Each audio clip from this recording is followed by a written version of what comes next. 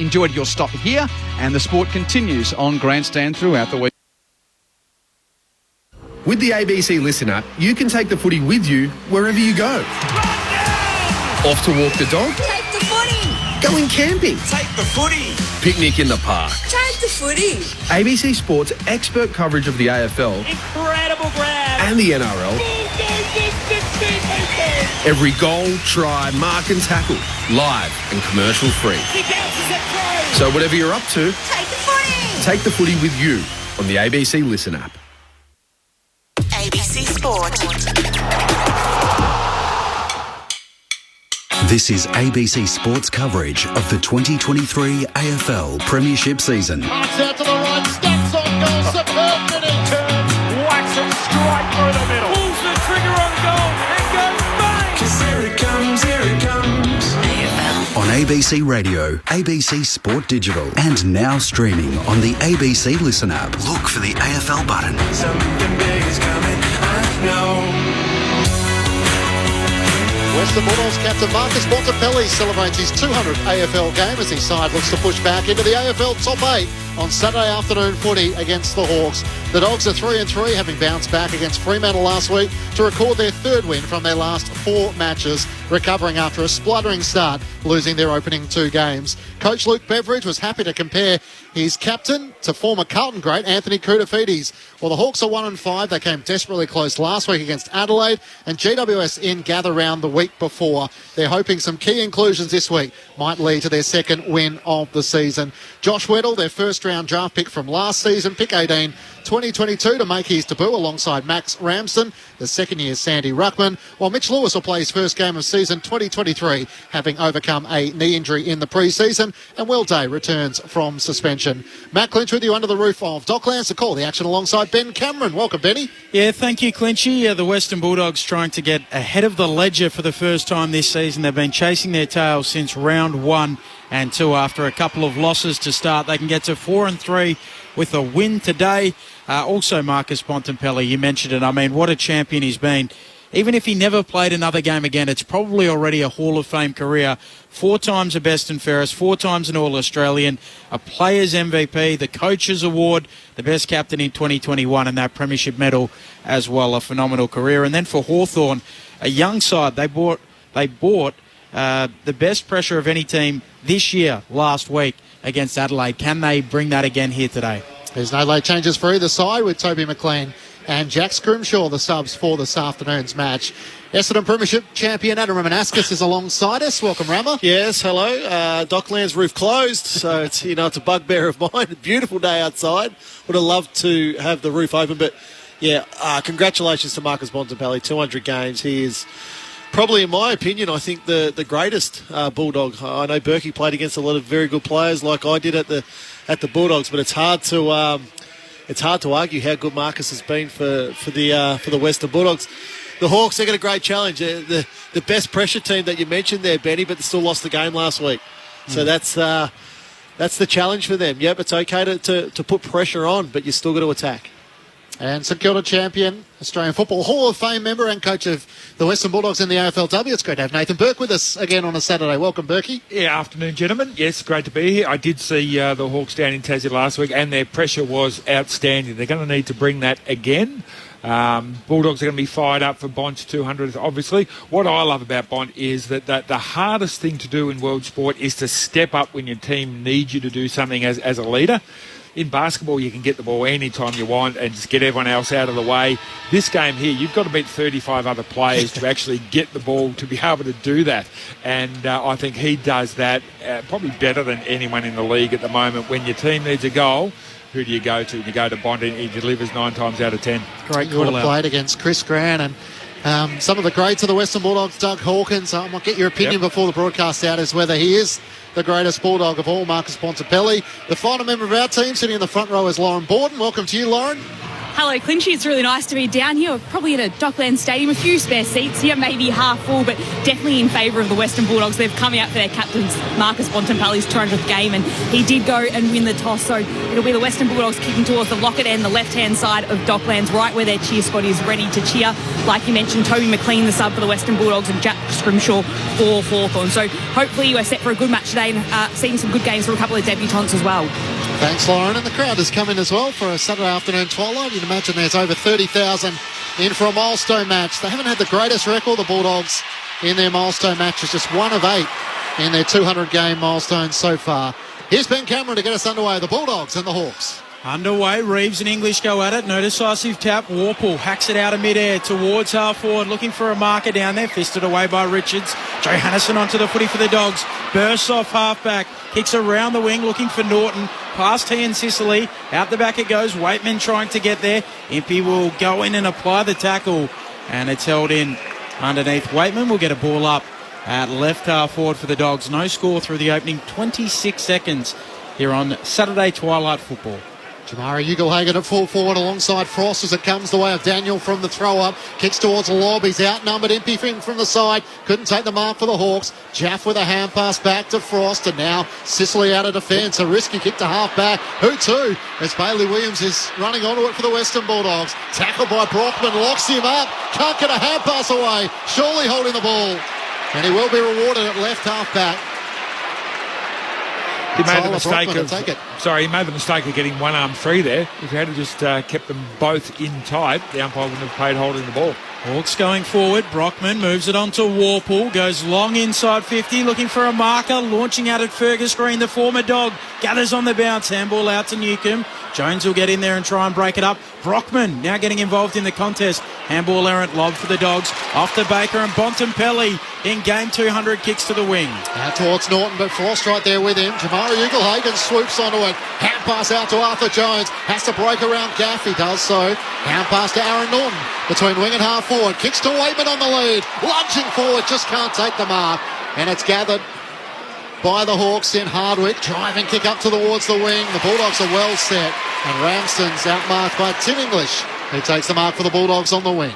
Goes laterally to Baker, who wants to wheel and go and send it long inside 50. Jath will come across from the side. He'll fist it down for the Hawks. McRae arrives, gathers it for the Dogs. Back to Dale. He'll kick towards a central position, trying to get it towards Norton.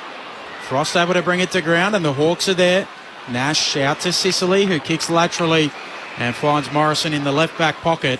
No score through the opening 2 minutes. Let's kick out of defence towards Bruce, who lost his footing. Richards kept his for the Dogs. Inside 50. Kicks towards Norton with one arm. Can't take the mark. Frost spoils it down for the Hawks. Finds a way out of defence. The hand pass to Nash, who works it back to Sicily. The Hawthorn captain drives them out of defence up to the wing, but only as far as Caleb Daniel. He takes the intercepting mark for the Dogs. No score through 2.5 minutes. The long bomb into the Dogs' forward line is not going to work against Sicily and Frost. It plays into their game. Oh, Daniel kicks it into the man on the mark. They're Green, who tries to follow up in the middle of the ground. He's pinned, holding the ball. Advantage to the Dogs. Dale brings it to the broadcast wing. He's got to hit Norton there. Baker marks on the logo. Long towards Ugelhagen and Norton. Norton almost got rid of his opponent but couldn't pull in the mark. Fighting for it. Hardwick with a hand pass out. Here's a chance for Weddle on debut. Gets a hand pass away to Jaff. Links up with Amon. Hand pass inboard to Jarman MP. Tackled as he got his kick away. And Caleb Daniel with another intercepting mark for the Bulldogs. Inboard to Bontempelli. Drives it long towards Ugelhagen. Bailey Williams from behind. Got hands to it and has claimed the mark. Directly in front, 15 metres out for the opening goal of the match. So that's their 6th inside 50 to start this game in 3.5 minutes. So, but it's the first time they've really gone to the fat side of the ground, Berkey. It was all sort of up and down the line when they're going inside forward 50. They were suiting Sicily and Frost and Hardwick. They were just able to defend those quite easily, but switch the direction. Williams takes the mark. 3 goals last week against the Fremantle Dockers. Bailey Williams for the opening goal of the match. Well, the Bulldogs are on the board in Marcus Bontempelli's 200th game. 4 minutes in, it's the Dogs 1 straight 6 to Hawthorn yet to score. You're with Adam Romanascus and Nathan Burke on ABC Sport. It's always fascinating to me where Caleb Daniel starts the game. He could, at any third of the ground, he could be up forward. He's done a fair bit of that lately. We know he's such a general down back, but today he's starting right in the middle of the ground and started off in fine form, had 3 disposals already. He's just for a guy his size, the versatility that he brings to this team is just amazing. But the Bulldogs have had a lot of the footy. I think hopefully it's just a little bit of sort of that energy start with. You've got to get the ball forward, If they start to get a bit more composure, hit a few leads, because we know Sicily and Frost like to drop off, well then the big fellas are going to get some pretty good looks at goal. Bulldogs with the opening goal of the game. English wins the tap down. Newcombe steals it for the Hawks. Handball away to Warple. He'll kick low inside 50. Keith leads up. Takes the defensive mark for the Dogs. 45 metres out from their defensive goal. Only missed 1 game this year. That was after concussion, the collision with Lynch. He kicks towards the wing. And Amon bobs up and marks for the Hawks. Looks to move it towards half forward where Brockman has space. He marks right on 50 into the pocket for Bruce. He takes the mark. On a 45-degree angle, a kick from 45 metres out. It just needs to be a kick that more teams use. Coming back at the kicker now. Defences like to sit off. They like to zone. They like to defend in numbers. But coming back to the ball, just that short little hit-up kick is just impossible to defend. Luke Bruce, one of the Hawks' most experienced, comes in, fires it at the left goal post, and it just fades back. The opening goal of the match for the Hawks inside 6 minutes and locks things up at a goal apiece. 9th goal of the season for Luke Bruce, goal number 490. And the Hawks are on the board. Adam Romanascus and Nathan Burke. It's a great centre clearance, Berkey. You look at Newcombe there. He came in really hard. English is probably going to have a bit of an advantage. I think he's the most informed ruckman in the competition at the moment, albeit Reeves is a tall man, but English has been in super form. But Newcombe really rove that ball off English's tap, and then it was a handball out to Warple, who was able to fend off and start that chain of taking the ball forward. Great kick, firstly by Amon, then Brockman, just that little hit up as I mentioned. Good start for Luke Bruce. By his own admission, I reckon he would have said he had a down day last week. He really struggled to get into the game, so scored early would be good for him. Goal apiece to start this one. Reeves lays it down to get us restarted. Warple quickly locked up by the returning Bailey Smith. Umpire puts it back aloft. Reeves knocks it down. McRae steals it. Gets it on his left boot. High ball. Launching is Norton. Can't take the mark. McNeil at the fall of the ball. Handball errant. Now Day under the pump for the Hawks. He'll get a handball away. He'll work it out. Seamus Mitchell gets it back to Frost. He'll kick towards the wing. Duray goes up. He got clobbered there by Wingard. And McRae will take the advantage. Looks to kick inside 50. Big fly over the top as it's punched by Hardwick and out of play for a boundary throw-in. Left forward pocket for the Western Bulldogs. 1 straight 6 after 7.5 minutes. Earlier today it was a 48-point win for the Brisbane Lions over Freo, their 4th straight victory. The Sydney Swans leading the Giants by 10 points. Time on in the final term there. Thrown back in, it's knocked down to the front. Warple had it, tackled, lost it, no whistle. Treloar on all fours. Hand pass out to Scott for the Western Bulldogs. Bailey Smith underneath it, trying to get a hand pass away to DeRay, who squeezed the kick inside 50. Jarman Impey comes in from the side. He spoils it out of play as Aaron Norton was knocked down, much to the chagrin of the Bulldogs fans, and a boundary throw in.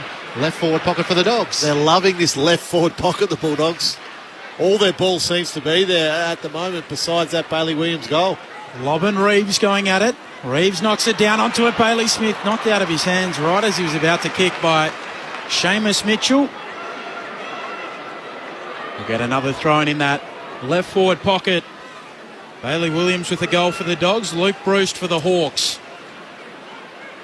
Only 2 scores of the game. Reeves takes it out of the ruck. Handball to Norton, to McRae, to Daniel. Handball away to McNeil. His handball misses the target, Williams. It allows in the Hawks. Impey picks it up and thumps it out of there. High ball in which Moore's underneath it. English spoils it down. A chance for Ward. Hand pass to Wingard. Here go the Hawks. As Moore kicks out to Mitch Lewis. He just pulls in the mark in front of Liam Jones. First game of season 2023 for the Hawthorn Spearhead. No strapping on that knee. No. Which is a good sign. Around the broadcast wing to Warple. Kicks towards Wingard. He's outmanoeuvred. And it's spoiled out of play by Tim O'Brien against his former club. Boundary throw in 60 metres out from the Hawthorn goal. A goal apiece through 9 minutes on ABC Sport. Dogs did well to hold up that foray from the Hawks because they love getting numbers across half-back and then chaining out through multiple handballs, getting the ball forward. Umpire hurls it back in. English knocks it down towards Scott. There's a free kick, high free kick. It'll go the way of the Hawks. It'll go to Moore, who looks quickly into the pocket. And Caleb Daniel, the diminutive Caleb Daniel. Not paid the mark. Bailey Dale's there to mop up. Handball back to Daniel, to English. Tackled towards the line by Lewis. And in the end, the umpire will come in to sort it out. We'll get a ball up very close to the boundary line. Right forward pocket for the Hawks. All of a sudden, the Giants have kicked 3 of the last 4 goals. It's a 4-point ball game there. We'll keep a close eye on that. As the ball is locked in the right forward pocket for the Hawks. Scores level at a goal apiece. Adam Kingsley will be giving the stress ball a workout. Look at John Longmire on the bench is giving the voice a good workout. English wins down the tap. Mitch Lewis hit it with speed. Hat pass to Warple. Outside of the boot. Superb! Hawthorn take the lead for the first time this afternoon. They're 2 straight 12 to the Western Bulldogs, 1 straight 6. 10 minutes gone, opening term. Mitch Lewis with a goal assist and James Warple able to do the rest. Well, that's really Mitch Lewis just hitting that pack extremely hard. And that's what happens. If you bodyline the ball, the strength of these AFL players now, they'll be able to work their way through a tackle or at least have their arms free. And that was Mitch Lewis there. He bodylined the ball. Caleb Daniel was the tackler. Couldn't lock the arms down. Lewis just gets a simple handball out to to Warple, who's able then to kick a nice check side. Not a Chinana. That was just a standard check side. Well, runner. the Chinana King's here today. He is, Luke Bruce. Maybe we'll get him post-game if they win. I think we should. Well, and we will be. And for listeners who weren't with us, the Chinana, Ben, is part of your vocab. It's the check side cross the banana. Bit of a crooked bounce in the restart. The umpire lets it go. Picked up there by Reeves in the end, gives it off to Nash, who floats a kick to half forward. Spoiled away by Brockman. Baker will come in and mop up for the Dogs across half back. The looper handball over the top to Giray. Run down. Bruce got him right on cue. And he'll get a free kick on the wing here for the Hawks. They're 2 straight 12. The Bulldogs 1 straight 6. Swans leading by 5 points. Dying stages there at the SCG. Kick up towards Mitch Lewis, who was tunnelled underneath, couldn't gather. A chance for Fergus Green. Gets around Dale. Hand pass to Wingard against the boundary. Chips it forward, back to Green. Not 15. Wasn't the intended target. Hand pass to Moore. Screws it around his body and misses to the right-hand side. First blemish of the match. The Hawks 2-1-13. The Bulldogs 1 straight 6. 12 minutes gone. ABC Sport. Well, the Hawks have brought the pressure again like they did last week. Really made Adelaide jumpy early on, and they've settled into the game nicely here with great pressure. Richards ambles out of the goal square, turns it over with his kick. It's picked off. Morrison with the flying shot. He's poor. He misses the lot. Out of bounds on the full. So the Hawks by 7, 12.5 gone open term. It's really interesting. We spoke about the opener, Hawthorn, being the highest pressure team of the last round. They hadn't been playing like that previous, so I just wonder if it's a switch in mindset for the Hawks to play a bit more defensive and try to really limit the scoring of opposition. Tim O'Brien long towards Norton. Jaff Rose in the pack, brought it down. Bontempelli, long kick towards Lobb, gets rid of his opponent and pulls in the mark. Up against Ramsden on debut, and Rory Lobb is well and truly within range. Inside 50 out to the right, and now will settle on the set shot. Well, it's his first involvement, Ramsden, there, and it's a tricky one.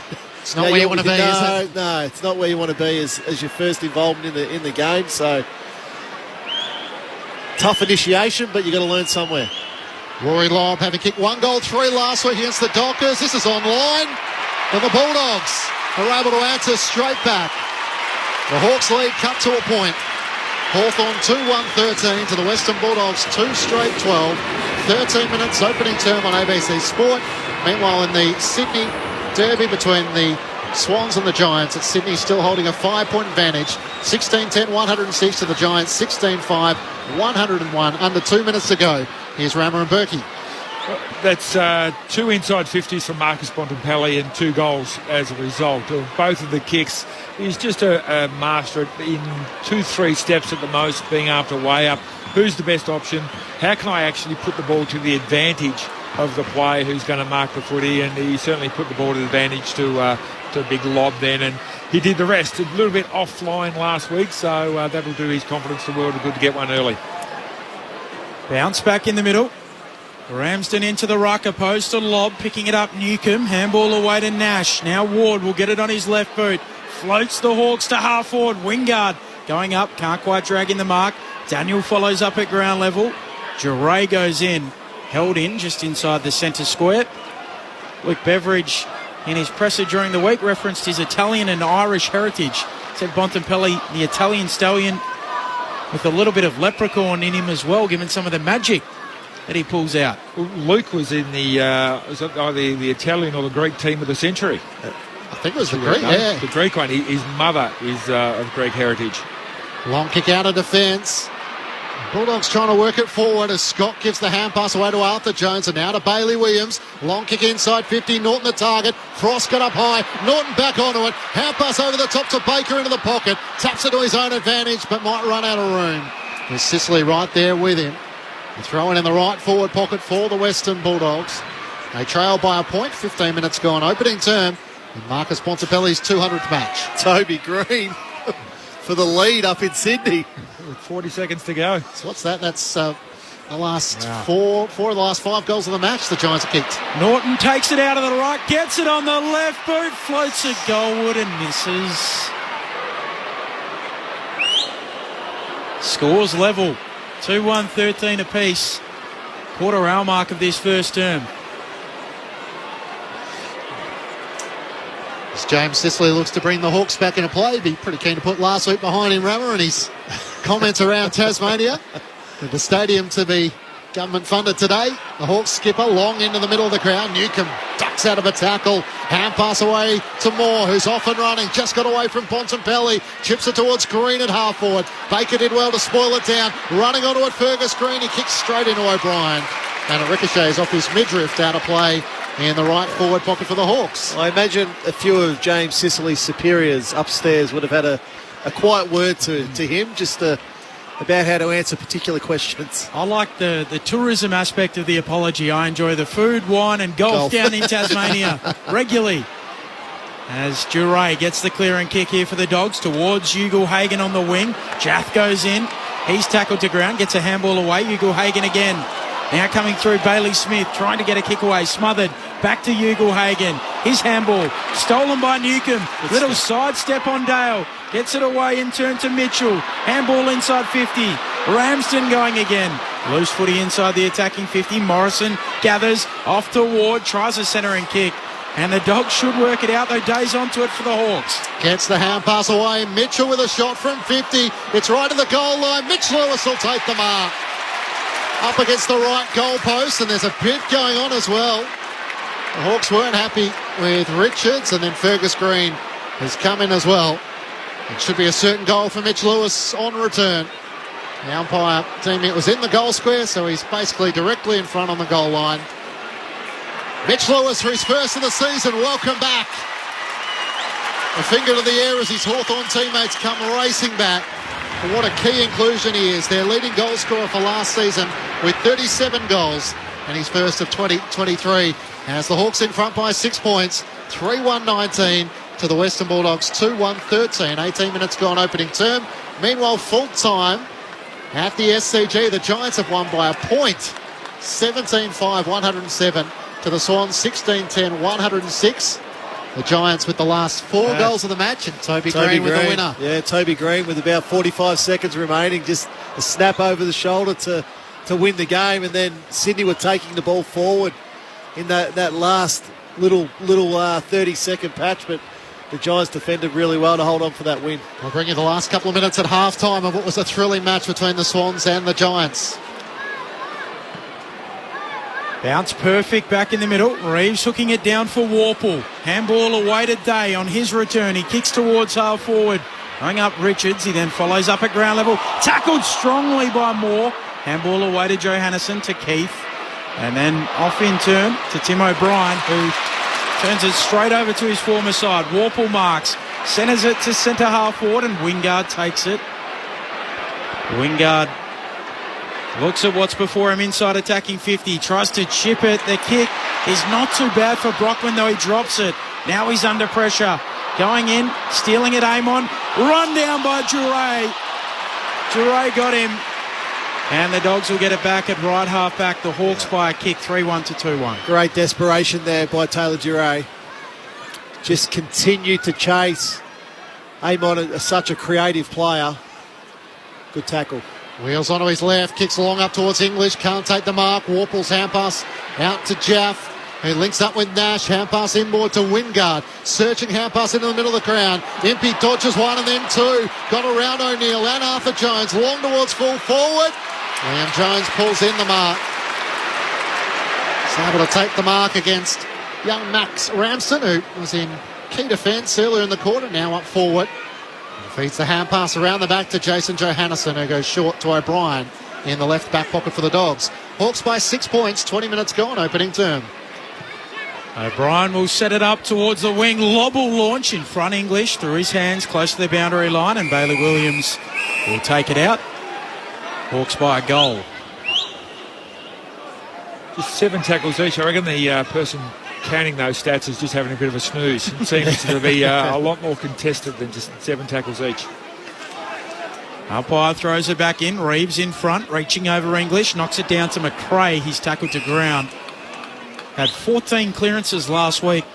Jack McRae, the equal most by any Dog ever, along with Libber and also Simon Garlick. It's Tom Liberatore too. Hand pass from Daniel to Johannesson, straight through the middle of the ground to Arthur Jones. He takes the mark up against the centre circles, just to the left, and then spots Bailey Smith, puts it towards him, but it was better suited for Frost. He flies in from the side and takes the mark for the Hawks. Hand pass to Nash, works it forward to Day at centre half back. Hand pass looking for Impey, he's just able to bounce off Ugelhagen. Hand pass inboard to Wingard, who thought about the hand pass back in the long sleeves. Now links up with Big Ned Reeves, sends a high ball inside 50. Ramsden up against 2, spoils it down. It spills the way of Johannesson for the Dogs. Hand pass to Caleb Daniel, sends it out to the city wing. Awkward bouncing ball for Scott. Socket off the ground by Hardwick, straight out of play in front of Baker. And the umpire will throw it in between wing and half forward for the Hawks. They lead by 6 points. 21 minutes gone, opening term on ABC Sport. Have been good in first terms this year, the Hawks. 4 wins in their opening stanzas this year as Reeves double palms it down for Will Day. Does a 7.20 in the tackle, gets a handball away to Amon. He'll set it up towards full forward. Couple of Dogs spoil each other, loose footy in the pocket. Richards onto it. Wheels and kicks high beyond defensive 50. Reeves stands tall and marks. Goes to kick inside 50 off hands. Johannesson eventually won the footy back for the Dogs. Through the middle to Lob. Frost spoils it down. Just can't gather for the Hawks on half forward. Has another go at it. Re-wins it. Kicks it in to DeRay. It spills out to Newcomb in the right forward pocket. Barely daylight to look at. Flying shot. Just hits the right goalpost. Trying to work its way back. It's a good effort. They gave it a great chance. That was terrific by Sam Frost. It looked like Lob was going to take that mark on Hawthorn's half-forward flank, but just got there at the last moment. That's what allowed the shot from John Newcomb. Johannesson goes short. Mark taken there by O'Brien.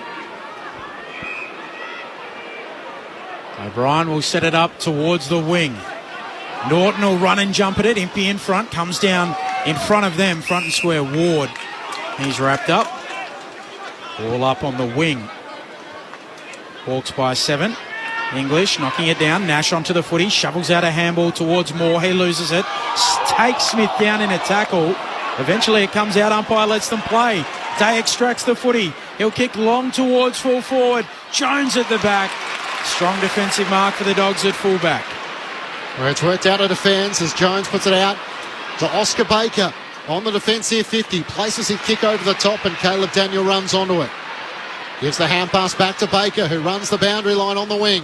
Sends it up towards Jamari Ugelhagen at half forward. He takes the mark, having got rid of Josh Weddle on debut.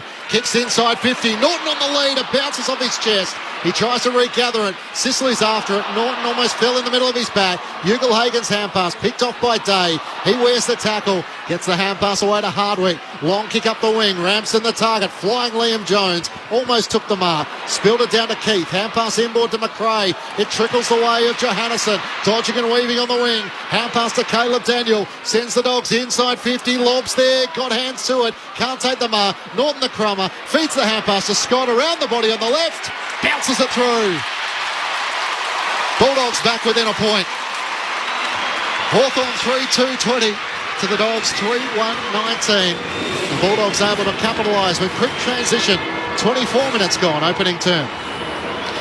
Well, good persistence there by the Bulldogs. It was 2 or 3 repeat entries inside their forward. I was watching their forwards as Johannesson was coming streaming through the middle. They were basically standing there with their hands in the air. They're puffed because I think Sicily, Frost, they're pushing them right up the ground. And a couple of times the Bulldogs have come out of their defence, looked up and haven't really had anyone to kick to because of the attacking play of the Hawthorn defenders. And what we notice about Hawthorn is that across that half-back line, they love to get it and share and run with their hands, and that's making the Bulldogs forwards chase. So probably a lucky goal there for the Bulldogs forwards. English decisively down, but Nash onto the footy. Off to Day, dribbling it forward on the Socceroos. Reeves, big bump there on Dale, who wins it for the Dogs. Handball to Treloar, to Bontempelli, to Richards, that run-off half-back, and a good kick out to Williams on the wing. Gives it off to McRae, running by. Long kick inside 50 for the Dogs. Going up Waitman, spoiled by Hardwick, down in front. Duray goes after the footy. Trying to pick it up, Lob. Now trying to come through in the end is McNeil, unable to do so. And a ball up, 45 metres out from the attacking goal for the Dogs. They trail by a point. Thrown up in the air, English and Reeves. Reeves wins it down, looking for Nash. Newcomb lays the tackle. Bontempelli on the bottom of the pack. And the umpire will ball it up. Would you give the Hawks alternative jumper out of 10, Rummer? Oh, I'm not even sure why they're wearing it. I'm not sure where there's a clash. Bailey Smith tries to break away, jams a kick inside 50, Frost threw it, a boot at it, in front of Lob, it spills out to McRae, 60 metres out from goal, looks for the pass into the pocket, it's too wide for Tim English and it goes out of bounds on the full. So they have the gold or yellow V and the predominantly brown top with the white shorts, the Hawks in their alternative clash. What does look better is Chad Wingard's long sleeve. Yeah. Long kick towards the wing from Morrison. Lewis with hands to it. Johannesson at the back. Tries to get around Bruce. Handball away to Williams. Dogs with it to Treloar. Chips infield to Bailey Smith on the logo. He'll kick into the middle of the ground in the bullseye. Dale marks. Usually a good kick. Looking for the Bont. He's got him 47 metres out. 30-degree angle, right-hand side. Good hard running there by Bontempelli. He started on this wing. Once the ball gets shifted into the middle, he just shot off to the open side of the ground and gets himself a shot at goal. Great running. It's good by Bailey Williams here, just in front of us. Kept the ball alive. In game 200, from 55, that long left leg hits the post. Disturbing the woodwork. Where's your sense of theatre? Not to be. 3-2-20 apiece. 27 and a half minutes into this opening term here on Grandstand AFL. Yet to kick back-to-back goals in the match, the Western Bulldogs. As Hardwick brings the Hawks back into play, kicks wide and finds Jarman empty. The boundary line meets the 50-metre arc at right half-back for the Hawks. Scores level at 3-2-20 apiece. Kicks up towards Ramsden and Mitch Lewis flies from behind. Takes an impressive contested mark over the top of Tim English. Hawks fans would be happy to see his start to this match. No VFL, straight back into the AFL. Sam Mitchell said he felt like he could have been good to go a couple of weeks ago. But they made sure he was right to make his return. Wide to Harry Morrison. He takes the mark just in front of the two benches. 28 minutes gone, opening term. Switches it back towards half-back and Frost takes the mark. We'll switch it out to Hardwick. Still on the defensive 50. Can work it wider still where Josh Weddle takes the mark. Has it at left half-back on to boot. Pick 18 in 2022. The Hawks traded back into the first round to pick up Weddle. as he's looking to switch back inside the defensive 50, and Frost takes the mark. Hawthorn have gone nowhere. Frost will go up the middle, a bit of a dicey kick. McRae spoils it down. Newcomb arrives though for the Hawks, wins the footy back. Handball to Brockman. He comes infield. Handball to Day. Off to a teammate cruising behind Mitchell, who chips it short. And Wingard in the long sleeves takes it 45 out, wants to move it on. Morrison's got into the pocket and he takes the mark. 15 metres out on a 45-degree angle. Well, they were playing around with the ball at half-back, the Hawks, but just the patience. Then it was a really risky kick by Sam Frost to the middle of the ground. The Bulldogs should have taken that ball away. Newcomb was good enough at ground level. And then unselfish there by Chad Wingard to get the ball to Harry Morrison in a better spot. The kick will be after the siren. Wearing the number 1, previously worn by his godfather, Ken Judge at the Hawks. He comes in and misses left. I feel like somewhere Judgey's saying he would have kicked it. 3-3-21 to 3-2-20 at quarter time. The Hawks will lead at the first change here on Grandstand AFL. Earlier today, it was the Brisbane Lions by 48 points. A fourth win on the trot over Fremantle, 17-13, 115 to Freo, 10-7, 67. Joe Danaher with 3 goals. McCarthy with 3 as well. Lockie Neal with 35 disposals. Will Ashcroft, goal of the year contender in the left forward pocket? I don't see how that gets beat. Unless someone takes it from one end of the ground to the other with bounces, I don't see how that goal gets beat. So Daniel Wells style against on the boundary. From the pocket. Daniel Wells is in the goal square. Will Ashcroft was on the boundary. Yeah. It's an amazing goal. If you do yourself a favour, if you get a chance, have a look at it. So for a first-year player to be able to do something like that, we all knew he was going to be special, but a goal of the year contender. Rama says it's the favourite. And the Giants kicked the last 4 goals of the match, 17-5, 107, to defeat the Swans, 16-10, 106. Toby Green with the winner, including his 4th goal of the match. We'll bring you the last 2 minutes at halftime here. But it's the Hawks leading by a point on Grandstand AFL on ABC Radio, ABC Sport Digital, and now streaming on the ABC Listen app.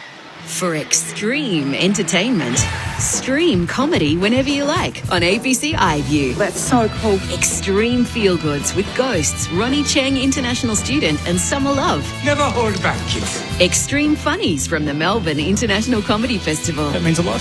And extreme good times with Starstruck, Peep Show, and Fisk. Why would you say that? Yeah, I don't know. It's Extreme Comedy Gold. So cool. And you can stream it all for free on ABC iView. Grandstand AFL. Now streaming every match on the ABC Listen app. Look for the AFL button. Caleb Daniel with another intercepting mark for the Bulldogs. Inboard to Bontempelli, drives it long towards Ugelhagen. Bailey Williams from behind, got hands to it and has claimed the mark.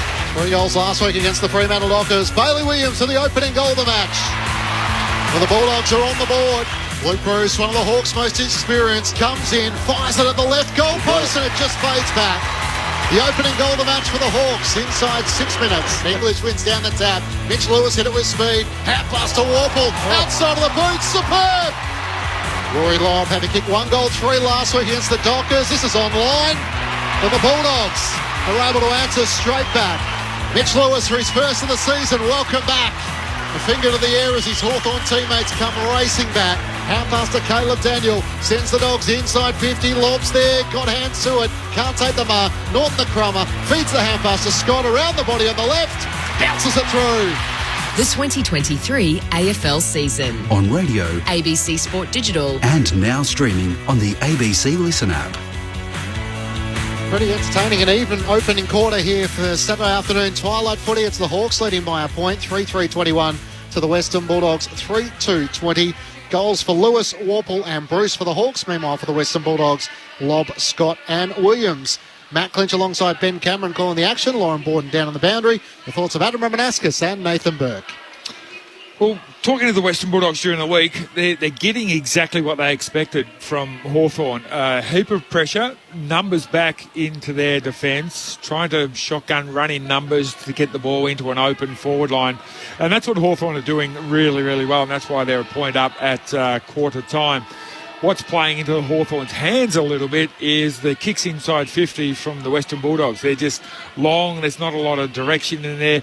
Sure, I think the Hawks are good at getting numbers back, so there's not always a lot of space, but even just kicking the ball to the advantage of Lobb and the advantage of Norton, they've done it twice and they've gotten 2 goals out of it, advantage kicks, lowering their eyes, hitting some small guys. You have to keep Sicily and Frost and these guys and Hardwick, you have to keep them accountable. Because their first thought is, when the ball comes in, I'm going to actually get the ball. So start lowering the eyes and making those guys accountable. For the Western Bulldogs are doing well around the ground. It's just that last bit inside 50 that's really letting them down. And when the ball hits the ground, that plays in the Hawthorn's hands. But last week, Hawthorn really struggled to take a mark inside their forward 50. They had virtually none for the game.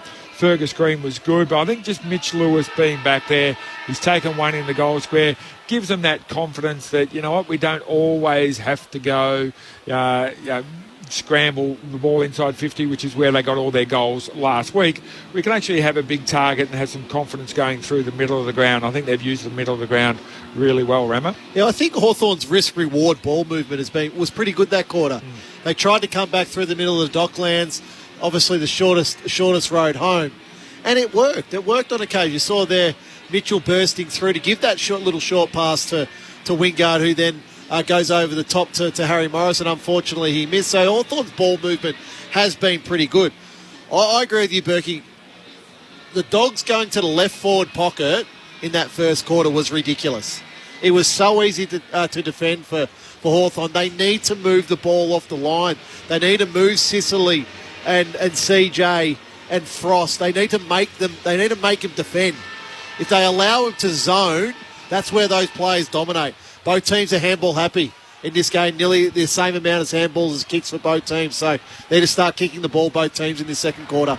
The voice of Adam Ramanuskis with you on ABC Sports. Some of your SMSs in a moment. Second quarter underway. Reeves wins down the tap against English for the Hawks. Hand pass to Warple to Day. Away to Impey with speed off the back edge of the centre square. Long kick inside 50. Bruce!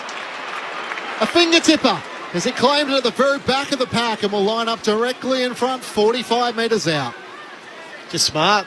Just really good body position there by Luke Bruce on Johannesson. Pushed him under. Or pushed him sideways, just protected the ball drop zone, and was able to take a pretty easy mark in the end. The 32-year-old Luke Bruce shooting for his second to extend Hawthorn's lead. It's right to the goal line. I think it got there. They might just have one last look at it. Only squeezed it over the line by a matter of metres from Liam Jones, who rose on the goal line. Bruce with his second. The Hawks by 7 points. 4-3-27. To the Bulldogs, 3-2-20. That took just a minute into the second term. It's terrific by Jarman Impey, Berkey, off the back of the square there. He just flew off. So Anthony Scott's got to watch that. Hawthorn were able to win that clearance out the back of the centre bounce, and Impey just came off as a little handball, and then it's inside forward 50. So as much as you're not allowed to be outside your forward 50, those great running half-backs, which Jarman Impey is when he's at his very best, you've still got to stop them. 13-7 clearances in favour of the Hawks. Yeah. Closing in on 500 career goals, Luke Bruce. It's been a magnificent career, isn't it? Yeah. No doubt. It's sort of an underrated career in many sense. Back in the middle, second time lucky for the umpire. Reeves trying to swat it down in the direction of Warple. McRae wraps him up. We'll try again. Just repeating, a late Toby Green goal has seen the Giants win. The Sydney Stoush is out of the middle. Bailey Smith kicks the Dogs long. Jath will come up at the footy. Can't quite gather it first time. Morrison goes in, gives it off to Frost. His handball will clear the danger for the Hawks. Impey with a long kick up the wing. Brockman in a wrestle. DeRay was able to work the ball to ground. Green knocked it on for the Hawks. Back to Brockman. Beautiful sidestep. Hand pass inboard to Moore. Run down by Treloar. Great tackle. Trying to cut back inboard to his right. Never saw Treloar. It lays a big tackle and wins back possession for the Dogs. I also think that's where Green and Lewis have got to come at Dylan Moore quicker. Now he second guessed, should I kick, should I hold, and it's just too late. Inboard to Bontempelli, who got it to Treloar and back to Bontempelli. Kicks it wide out to the city wing, and Bailey Williams takes the mark. Veers out onto the right. Driving kick inside 50. Ugelhagen and Norton are there. Ugelhagen had hands to it. Couldn't complete the mark. Jaff goes back to Carl Lamon. Top of the defensive goal square. Looking for options out of defence and spots Ward.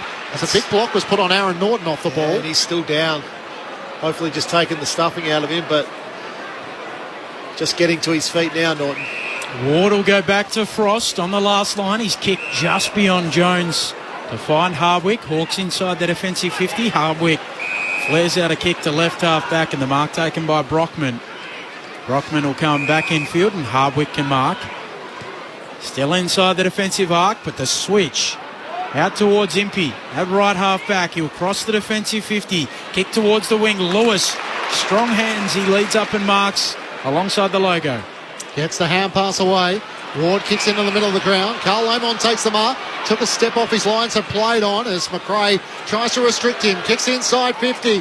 Flying from the side, Green. Brought it down to Brockman. Hand pass to Bruce. Wheels onto the right for his third.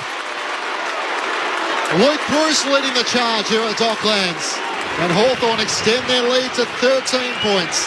The biggest lead of the match with the opening 2 goals of the second quarter. They're 5-3-33 to the Western Bulldogs 3-2-20. 4 minutes gone, second quarter on ABC Sport.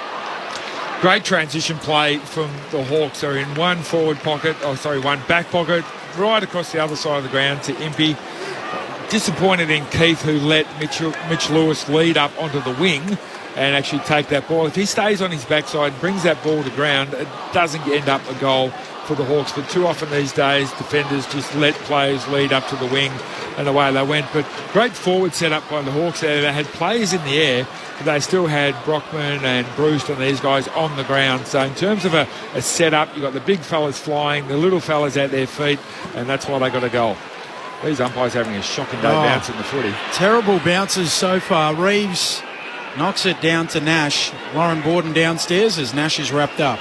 Aaron Norton's okay. He's just winded and staying on the field. There should be a bit more bounce in the footies at the moment, actually, Berkey. An umpire's assistant was out there pumping them up at quarter time, which is a bit strange, but needed a bit more air in them. Oh, deflate gate here at Docklands. In the middle, Nash back to Jath, who squeezes out a kick for the Hawks towards the wing. They'll track after it. Getting over there is Ramsden, trying to slap it back. Eventually the Hawks win it through Moore. Gives it off to Newcomb on the wing. Runs away from them. Kicks towards Lewis. And he marks 51 metres out, just in from the boundary line. Hawks lead by 13. Centre clearances 8-1 in favour of the Hawks. He centres it up towards Ward, set him a fair challenge. McRae comes in from the side, wins it for the Dogs. Hand pass to Liam Jones, kicks up towards Lobb, spoiled away by Sicily. Hawthorn with the numbers, gathered by Ward. It opens up in front of him, kicks inside 50, and down low the mark is claimed by big Max Ramsden.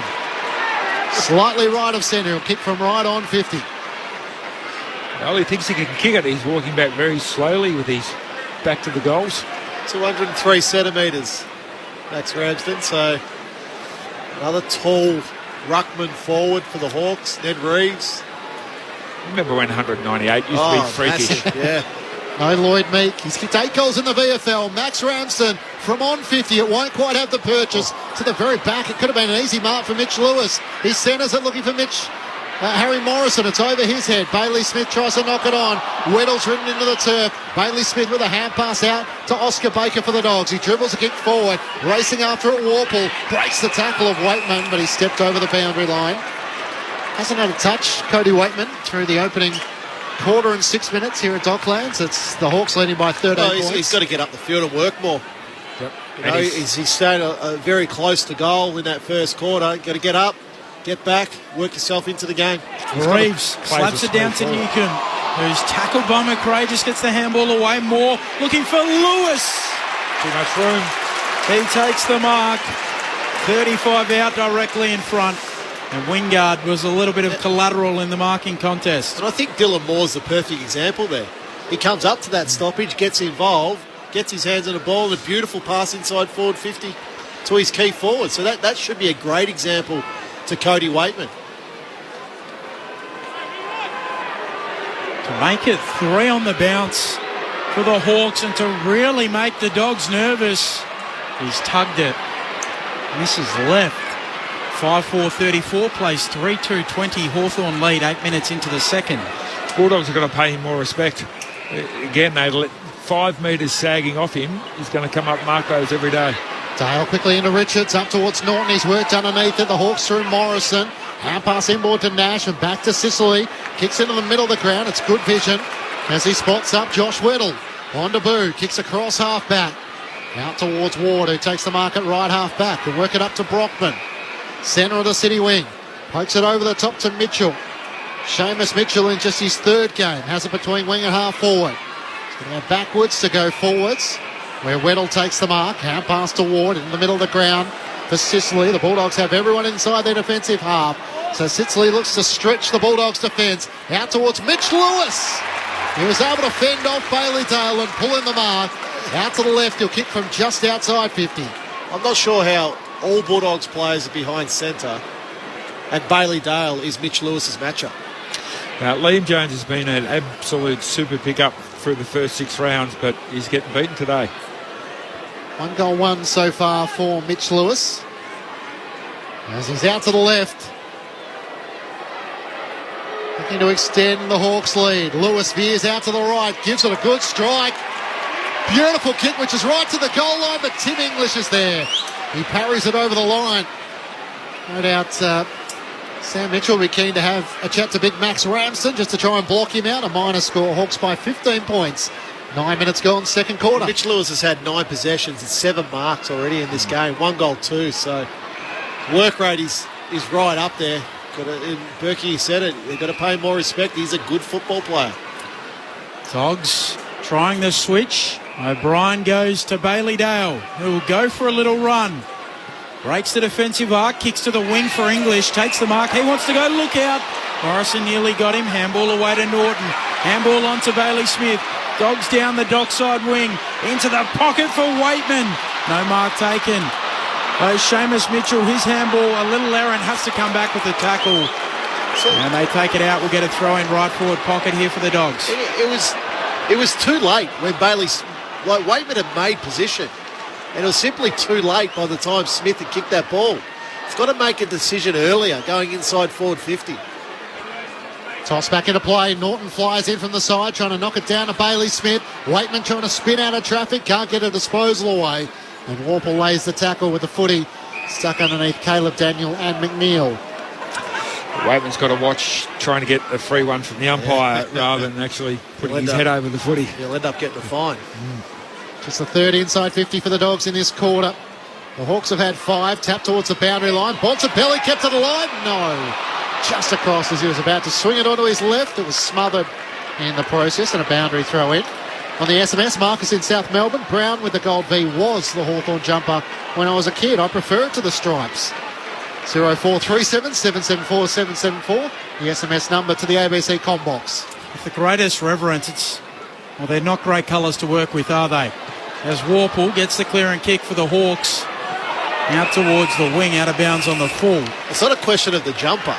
It's why are they wearing it. There's simply no clash with the Western Bulldogs jumper. Yeah. Dale goes into the pocket, trying to find English. He can't take the mark. Bailey Smith at the back, loses it, close to the boundary line, and Mitchell tackles him out of play. They've tried to do it for a couple of years, is where their legends... Yeah, no, I understand all that. But if you don't need to wear it... You just prefer they wear their traditional. Yeah. Also one they had with the Diamonds back, John Platten wore it once. That wasn't great, that was an all-time shocker. Had a couple of goes into the Hawks. Reeves wins it down for Nash in the back pocket. McRae tries to knock it forward. Spills the way of Hardwick outside of the boot up towards Richards. Wingard, great tackle. Richards somehow got a boot to it. It spills to Nash. Hand pass pitched by McNeil. Got the hand pass to Lobb. Kicks to the top of the goal square. English in from the side. Takes the mark in front of Norton and Sicily. Tim English didn't have a lot of the footy in the first quarter either. Just had the one disposal, but a chance to try and close the gap for the Western Bulldogs to inside 10 points. Ned Reeves has done a really good job on him so far, and he's probably doing better than him in the stoppage clearances and the taps. 5 goals straight so far this season for Tim English. From directly in front, 15 metres out, steers it straight through the middle. They break a streak of the last 2 goals the way of the Hawks and kick the first goal since the 24-minute mark of the opening term. It comes at the 13-minute mark of the second. The Hawks 5-5-35 to the Western Bulldogs 4-2-26. The margin is 9 points Hawthorn's way. Adam Ramanauskas and Nathan Burke with you on ABC Sport. Well, it's the part of English's game which I think has now changed him as a player. To be able to drift forward, that's his 6th goal of the season now. But to take those overhead marks is probably an area that he had a little bit of trouble with in previous seasons. But now he's a one-grab player, albeit that's a pretty easy mark for him. But around the ground now he's able to do more of that, Tim English. And I think that's what's taken his game to another level this season.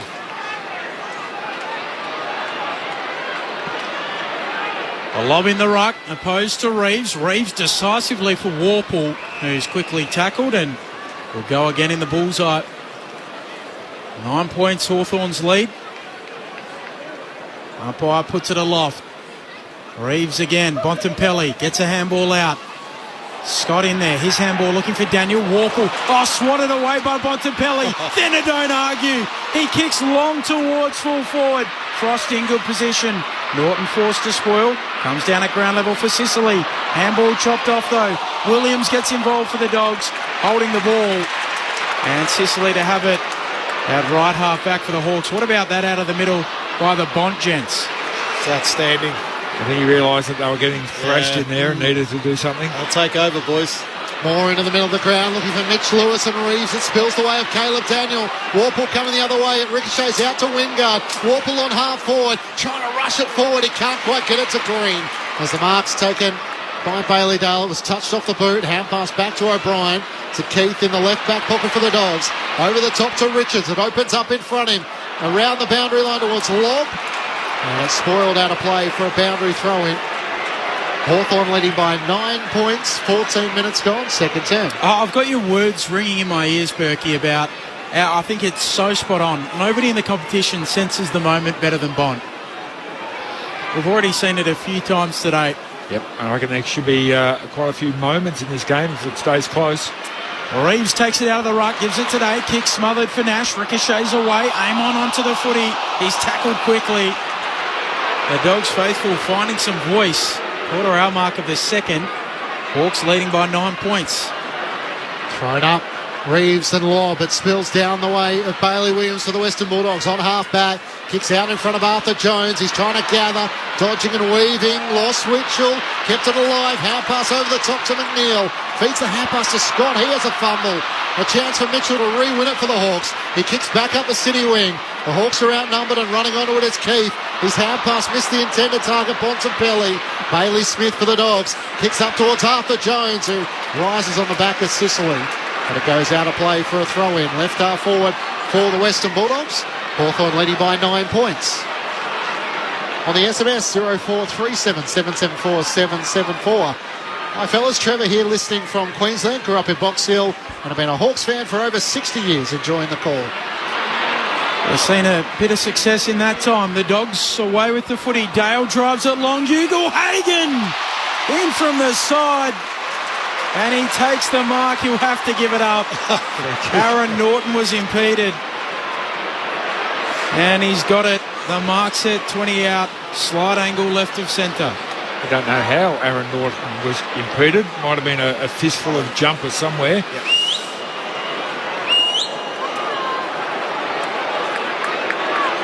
Hit 3 goals last week, Aaron Norton. This is sometimes an issue. The drop punt straight through the middle. The Dogs draw closer again. Back to 3 points. Hawthorn 5-5-35. Western Bulldogs 5-2-32. 17 minutes gone, second term. Matt Clinch, Ben Cameron, your experts, Adam Ramanauskas and Nathan Burke. I'm just not sure, Berkey. They just got this fascination again with the left forward pocket. You look at the numbers there around that contest. Yep, okay, free kick or Ugle-Hagan takes the mark. But there's 7 players there.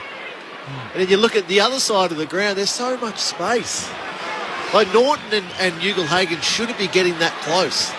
They should have further separation going inside their forward line where there's options. It looks like there's only one option because everybody's going to that spot at the moment for the Bulldogs. Might be a bit of the pressure up the field from Hawthorn. that's fair. Just they're saying, I've just got to get it in there because I haven't got time. If I take time, another shock and bounce. Hawks have led since the 10-minute mark of the opening term. Caleb Daniel gets the clearance, kicks inside 50, sport away from Artie Jones, spills the way of Jaff of the Hawks, hand pass away to Hardwick, through traffic to Mitchell, links up with Newcomb, back to Mitchell, he needs to try and give it back to Newcomb, who's running into English, he bounces off him, English drags in the footy for the Dogs, hand pass to Bailey Smith, it spills the way of Caleb Daniel, hand pass to Artie Jones, they're back on the City wing. They've retreated about 50 metres. Now the hand pass away to Richards. He drives it towards English at half forward. One grab, two, pulls it in. 55 metres out from goal and points to the big sticks. As the umpire pulls the man on the mark back a couple of metres, so he'll shoot from just outside 50. Babe Ruth. He actually marked that outside 50 and the man on the mark's about 48. Yeah, so, I reckon he's picked up a metre or two. At least. Averaging 5.5 intercept marks per game, Tim English. And a chance for his second goal in a matter of minutes from outside 50. It's right to the goal line. Norton's there. It touched a couple of hands on the way through and then didn't manage to find its way through. Hawthorn leading by 2 points at the 19-minute mark of the second term. So with the kick in, the Hawks work it towards the wing. Here's Jaff taking on McNeil, eventually kicking towards Wingard, who's bracketed by a couple of Dogs. It comes down to Morrison, held to him. I just think with Chad Wingard, hasn't touched the ball yet this quarter. Get him up around the football. Put him on a wing or put him on the ball. Let him get some confidence, get his hands back on the ball, and then you'll get a better result when he goes back forward. We'll get another ball up here. Can't call for it at the moment. Maybe that's the issue. Lacerated tongue. Yeah. He's meant to be doing the game with us tomorrow, but he can't speak properly yet. From the kick, Bruce on the wing towards Morrison. He'll look to go inside 50. Great kick. And Day's on the end of it. 40 metres out. Slightest of angles. Lauren Gordon downstairs. It's good to see Chad Wingard finally, though, was invested in a mouth guard. So after having to get surgery on his tongue, he's finally learned his lesson and gone out and got a mouth guard.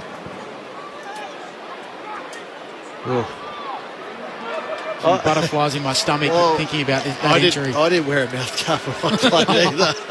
I just didn't like them.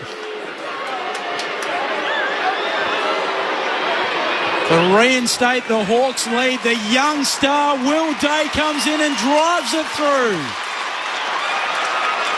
Classy finish. And the Hawks are back out by 8 points. 6-5-41, plays 5-3-33. Time on in the second. Well, that will really annoy Luke Beveridge because it was an unnecessary goal in terms of the Bulldogs there. Hawthorn midfielders had pushed inside. They'd worked hard, got into that inside forward 50, and the Bulldogs mids just let them get in there. They were caught in no man's land between the kicker and the forwards inside forward 50, and it was Will Day who just stuck in there, took an uncontested mark and kicked a goal. So they're the sorts of things that really annoy coaches because it's just a lapse in concentration, basically, to allow your player to get inside 50 into space. It was a great kick by Harry Morrison. Yep. As a squaring kick, just a beautiful ball inside. Back in the middle, bounce favoured English, who taps it down to Bontempelli and gained 200 out towards Ugle-Hagan. What a clearance for the Dogs. No surprise, Marcus Bontempelli involved. And now all on the boot of Jamara Ugle-Hagan out to the right. He'll kick from about 45 metres out. I can't describe it, but that was possibly the worst ruck contest in history. Neither of them wanted to jump, but it just landed on, I think it was English's head. They're having their issues with the bounce here at Docklands. Ugle-Hagan, the 21-year-old, beautiful off the boot, straight through the middle. Arms outstretched as he celebrates with these forwards. And the Bulldogs immediately answer back. 2-point lead Hawthorn's way. 6-5-41 to the Western Bulldogs, 6-3-39. Jamara Ugle-Hagan with his first goal of the match becomes the Western Bulldogs' sixth individual goal scorer. He just looks like the most natural at hitting up the ball, Ugle-Hagan. Yep. So that then suggests to me that he should be the one that plays higher, Berkey. Like the Bulldogs don't have that player, the traditional centre-half forward. I think if you look at Lobb and Norton and Ugle-Hagan, it feels like they want to play full forward. They want to be closer to goal, but right now you've got I think that's McRae, Scott and Arthur Jones right up at the top of 50. I think they just need one of those boys at the top of 50. I can see him developing into a Nick Rewalt Yes, type of correct. centre forward. Get up to the wing. Work your man over. Yep. Sprint back inside 50. Bonds get another clearance out of the middle. He's taking over this game. Bontempelli gives it to the runner. Johannisen loading up from 55, driving it on goal, and the Dogs are in front. For the very first time tonight. They lead by 4 points. And of course, Marcus Bontempelli had a hand in it. And JJ with the finish, 7-3-45, plays 6-5-41, 23 and a half minutes into the second term. Yeah, 2 clearances from Bontempelli, 2 goals for the Western Bulldogs. And I think Chad Wingard, you're probably thinking, goodness me, I let my player run off me by 25 metres basically. And Johannisen, lovely finish. It's tough to do that. You're coming from inside defensive 50 and you run to your forward 50 line. That's a long sprint running with a footy. And to be able to kick truly after that is great skill. It's not too many who can keep up with Jason Johannisen when he's at full flight, back in the middle of the ground. Newcomb tries to knock it out for the Hawks. It's Ward who kicks inside 50. Up goes Brockman. Can't take the mark. They have the numbers at ground level. Bruce picks it up. Hand pass to Day. Bontempelli with a bone-shattering tackle. Oh. And the umpire's going to reward holding the footy. No, the other way, over the shoulder. Over the shoulder. Yeah, so the outer zone umpires pinged that one. I thought he gave the big wind-up. Day kicks inside 50. Wingard the target. Can't pull in the one-handed mark. His hand pass is picked off by O'Brien for the Dogs. Left back pocket. Daniel trying to find a way out of defence. Chips it over the top. And McRae takes the mark. Bulldogs by 4 points. So McRae at left half back. He'll kick long towards the wing. Massive pack forms and Reeves leads them in and marks. Comes infield with his kick. Morrison inside the centre of Docklands.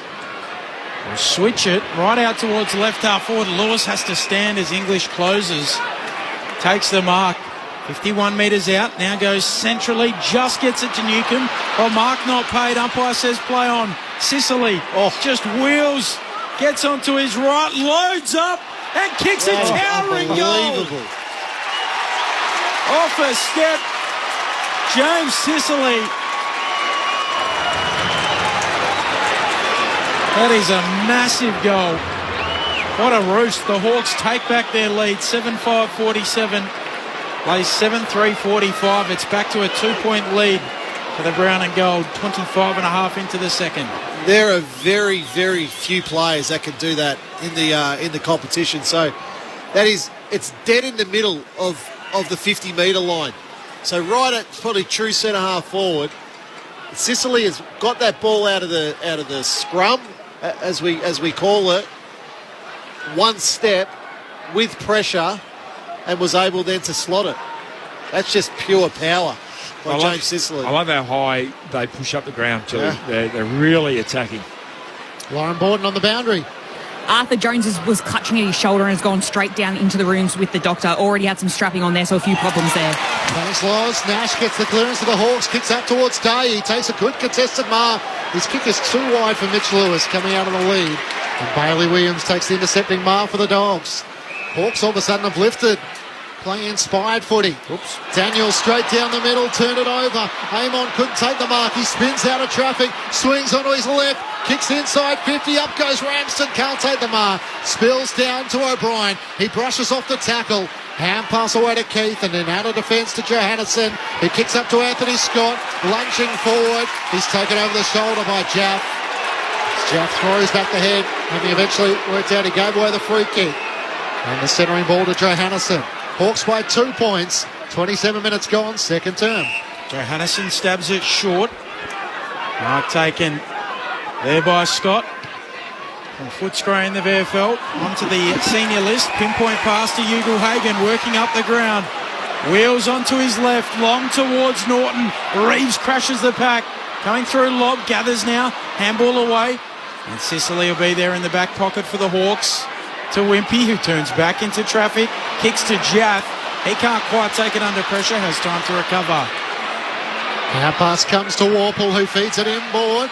Harry Morrison didn't have a lot of options, so back to Impey. Kicks to Day. He's cannoned into by Johannesson. Lands awkwardly. Bailey Smith tries to squeeze a kick out of the congestion. Got it to Teray. Hand pass to Baker. Brought down by Day, holding the footy. Yeah, a bit optimistic there. Oscar Baker trying to run through 3 Hawks. They tackled too well to let you do that. That's just a simple handball, Berkey. Out the back, and then the ball is inside forward 50 for the Bulldogs. 4 goals apiece in this second quarter as Day's up towards half forward. Jones flew early, couldn't bring it down. Mitch Lewis ridden into the turf by Tim O'Brien, no whistle. Ball spills clear. Newcomb tries to knock it forward. Dylan Moore has nowhere to go as Keith tries to wrestle the footy from him. Umpire calls play on. McRae lays a big tackle. Umpire still lets it go. As Ray can't break clear, and eventually the whistle does come as he and Warple both had a share of the footy. Left half forward for the Hawks, 60 metres out from their goal. They lead by 2 points. English and Reeves both with hands on it. They gathers, then loses it under pressure. English goes in, falls on top of Warple. Falls into his back, a free kick. Warple 2 kicks from home. I think the Hawks have got the go slow sign up. They're happy to go in half-time with a couple of points up. Just the number 1 on it. The 2-minute noodles from a couple of weeks ago as Hardwick out on the dock wing, kicks towards half-forward. Wingard roves the footy, snaps it back towards the hot spot. Lewis gets a big ride and drags in the mark, 30 out directly in front. He can do that when nobody touches him in the lead up to the run and jump. You've got to get some body on the big fella. Got quite literally a seat almost on the way up. Again, Luke Beveridge will be seething, giving away just a contested mark, 20 metres out, dead in front. Lewis to finish his good work and extend the Hawks' lead. He misses left. Let off. Yeah, that's a big let off. 3 points their advantage, 7-6 to 7-3, nearly half-time. As the Dogs bring it in quickly, Liam Jones takes the mark. Looks out to the city wing where Bailey Williams has space. Takes the mark and comes inboard to Marcus Bontempelli. As the siren sounds for half-time. Hawthorn by 3 points, 7-6-48 to the Western Bulldogs, 7-3-45. Having led by a point at quarter time, the Hawks lead by 3 points at the main break with 4 goals apiece in that second quarter. For the Hawks, 3 goals to Luke Bruce, including 2 in that second quarter. Individuals to Lewis, Warple, Sicily, Day for the Hawks, and for the Western Bulldogs, 6 individual goal scorers. Ugelhagen, Lobb, Scott, Norton, Williams and English.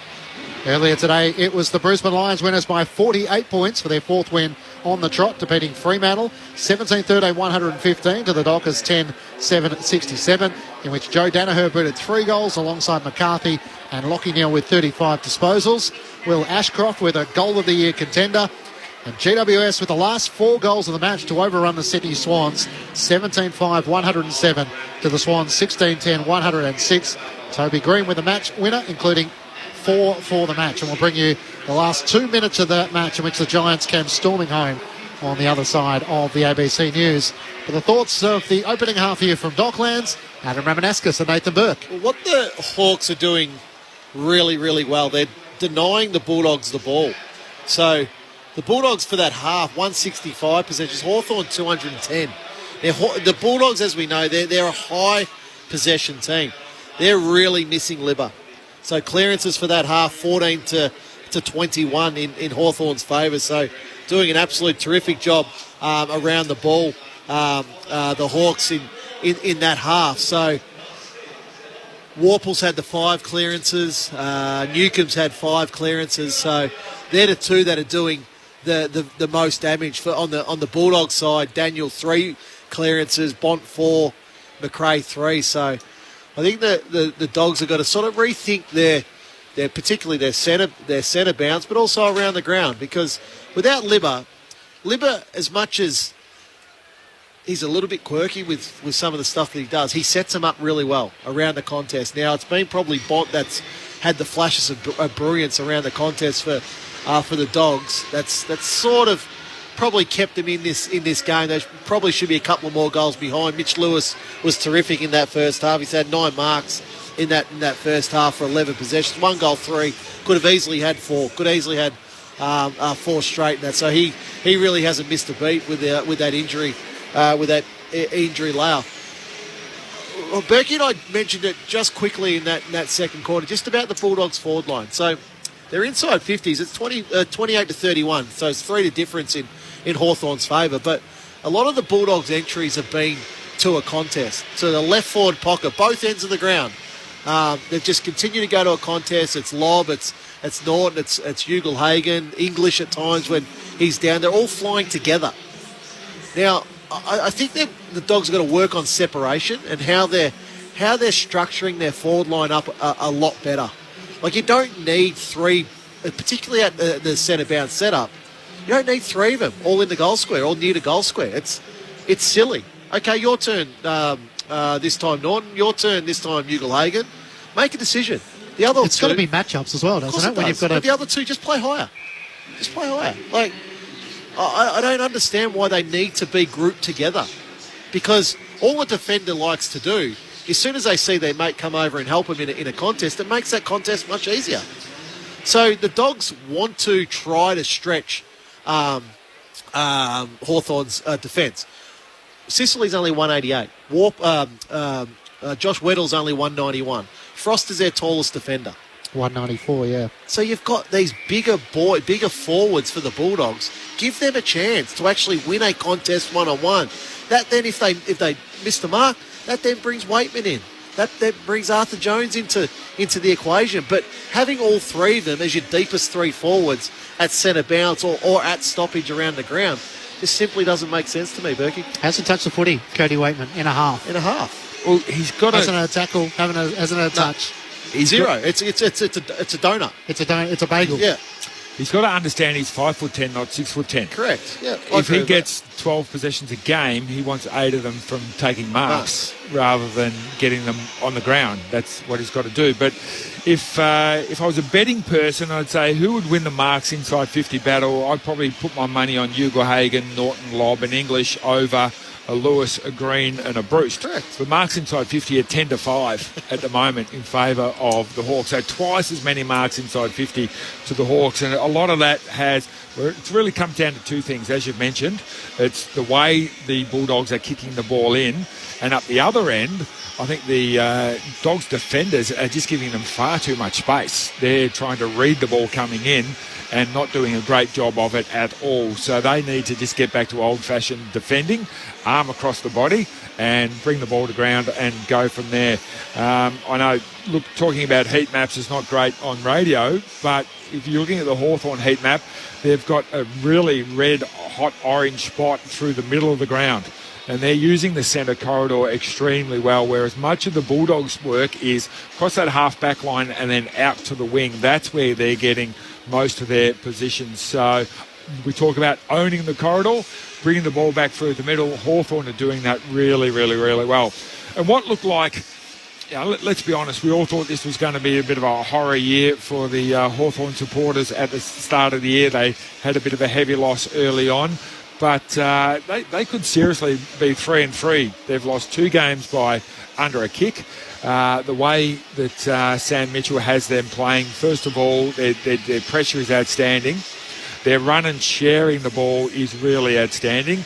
Their ability to run off that half back line and attack is outstanding. And that's what's keeping them in this game today. So for me, if I'm Western Bulldogs, we need to up our work rate. We need to get our hands dirty around the contest a little bit more and get the ball going our way, not getting those easy handball receives on the outside, and turn the tide from being the hunted players. They've got to start hunting and pay some respect to those Hawthorn midfielders. Connor Nash, I thought last week he played his best game of his career. He's on fire again today. He's had the 15 possessions, 2 kicks and 13 handballs. He's just doing a lot of the tough stuff And Newcomb, I just love the way that he works. It's really tough. Will Day, I think, is going to end up being a superstar. The size that he is, he's going to be a Bontempelli type player. He can go forward, he can take a mark, kick a goal, then come into the middle and really do some damage then. So if I'm a Hawthorn supporter, I'm loving what they're dishing up at the moment. Well, they're plus 21 in contested possession, Berkey. Like a lot more of the ball, but plus 21, that's a really, really good positive stat, I think, for the Hawks. And against the Bulldogs, clearances 21-14, 9-3 out of the middle, all in favour of the Hawks. It's a great job. And big Ned Reeves, he's holding his own against Tim English too, which is a big win for them. Just before we go to the news, Mitch Lewis in his first game back, he's had 4 shots on goal for 1-3. The Hawks could have been a little bit further in front, and his aerial work, jumping and marking at the footy, he looks like the most imposing forward on the ground. I don't think the Bulldogs' defence are paying him enough respect at the moment. Nope. I think they've expected a rusty Mitch Lewis to come back, but I think his second half of the year last year, it was evident what he could be and what he could become as a footballer. The thoughts of Adam Ramanauskas and Nathan Burke alongside Matt Clench and Ben Cameron with Lauren Borden down the boundary. Let's get the latest from the ABC Newsroom.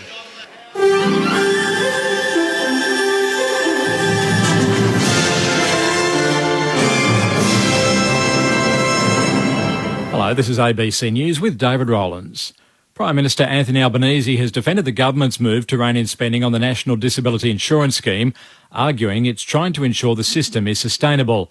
The NDIS is growing at almost 14% a year, but the government's announced it will implement an annual growth target of 8% by 2026. The change means the NDIS could save more than $50 billion over the next decade. Disability advocates say it amounts to a cut in funding, but Mr Albanese contends it's about ensuring that money is spent correctly. We want to make sure that the NDIS continues to deliver for people with disabilities. That is our focus. Our focus is making sure that the position is sustainable, though. Hundreds of people have gathered at Victoria Square in Adelaide to support the yes vote for an Indigenous voice to Parliament. It's a feature of the annual May Day March by South Australian unions and the ACTU. ACTU President Michelle O'Neill says there's nothing complicated about establishing an Indigenous voice to Parliament. And I'm also incredibly proud today to be part of the union movement putting its shoulder to the wheel to support the yes vote in the referendum. We know this is a moment which is about unity, about bringing together Australians for something that is long overdue. 3 men have been charged with kidnapping and extortion relating to an elderly man held against his will in East Perth. A 68-year-old man arrived in Perth from China via Melbourne, accompanied by a 29-year-old man for an alleged business deal. Upon arrival in Perth, the men were transferred to a residence in Caversham where a third man was waiting. It's alleged the 68-year-old man was held against his will and assaulted multiple times. Police say members of his family were allegedly contacted and asked to pay for his release. The Financial Crime Squad found the man inside the house with various injuries. The 3 men have been charged with kidnapping and demanding property with written threats. Local religious leaders in Indonesia say an Australian man has spat on an imam in a mosque in Bandung, on the main island of Java. Indonesia correspondent Ann Barker has the story.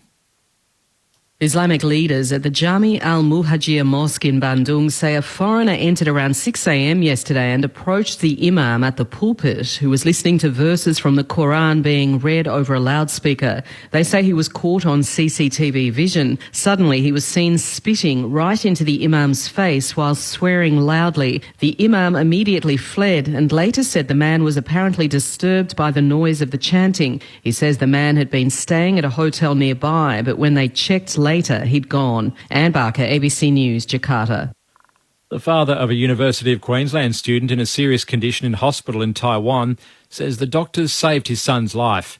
24-year-old Alex Shorey has been in hospital since April the 18th after coming into contact with rat poison several weeks ago. Over $200,000 has been raised online to fund a medical evacuation flight to bring Mr Shorey home, where he will be treated by specialist toxicologists. Steve Shorey, who is a doctor himself, says his son had a life-threatening anaphylactic reaction to penicillin on Monday. He was getting a dose of the antibiotic, and I looked up at the screen and noticed that his respiratory rate was increasing and his oxygen levels were going down. So I then called for help and turned off the infusion of the antibiotic, and the doctors came in and he was given adrenaline to try and open up the airway. Italy has reversed a ban on the online chatbot, ChatGPT. The BBC's Shona McCallum has the details. At the start of April, the Italian Data Protection Authority raised concerns about ChatGPT, saying there hadn't been proper checks on the age of users who are supposed to be over 13 years old. Italy was the first Western country to ban the AI model, which, since its release last year, has seen millions of people use it across the world. OpenAI, which is backed by Microsoft, says its privacy policy is now accessible to people before they register for ChatGPT, and there is a new tool to verify the age of users. And the AFL will be speaking to all 18 clubs for support of a Tasmanian team licence after the federal government stadium funding announcement for Hobart's Macquarie Point. The Commonwealth is chipping in $240 million as part of the upcoming federal budget. The cost for the stadium has been put at just over $700 million. The league says an official update will be provided in the coming days. ABC News. ABC Listen. Rampaging Royce Laban and H.G. Nelson. I note that some people don't use logbooks anymore. What? Yeah. They don't know cos, Yeah, sine, all that cosine, cosine, cotan. They're all great. Lodging on the blind side. Why don't they do it? I don't know. Royal Commission. What happened to the logbook? I loved it. I used to open it up. Could we get Volandis to drag the logbook Kicking and screaming back into our universities? Podcast available now on the ABC Listen app. Grandstand AFL. Now streaming every match on the ABC Listen app. Look for the AFL button. The 32-year-old Luke Bruce shooting for his second to extend Hawthorn's lead. It's right to the goal line. Think it got there. Ward kicks into the middle of the ground. Carl Lamont takes the mark. Took a step off his lines and played on as McRae tries to restrict him. Kicks inside 50. Flying from the side green. Brought down to Brockman. Hand pass to Bruce. Wheels onto the right for his third. 5 goals straight so far this season for Tim English. From directly in front, 15 metres out. Steers it straight through the middle. With 3 goals last week, Aaron Norton. This is sometimes an issue. The drop punt straight through the middle. To reinstate the Hawks lead. The young star Will Day comes in and drives it through. Having their issues with the bounce here at Docklands. Ugelhagen, the 21-year-old, beautiful off the boot. Straight through the middle. Arms outstretched as he celebrates with his forwards. He's taking over this game. Bontempelli gives it to the runner. Johannesson loading up from 55. Driving it on goal. And the Dogs are in front.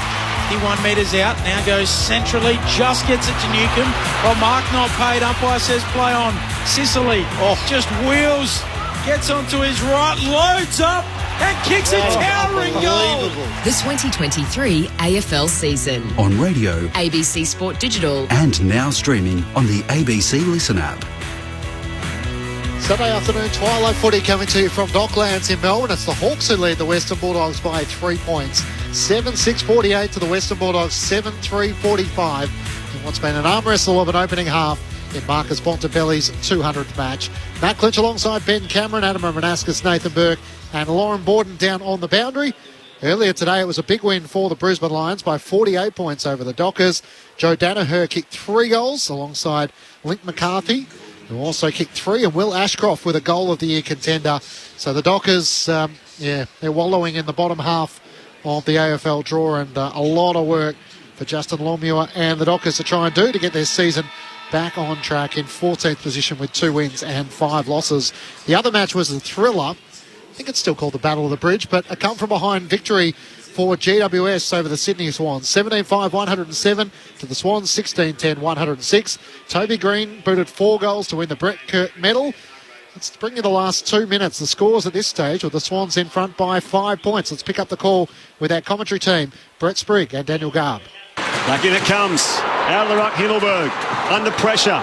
Gets some kind of hand pass away. Snap here from Toby Green. Curls it around and right to the line. And it's there. Toby Green has put the Giants in front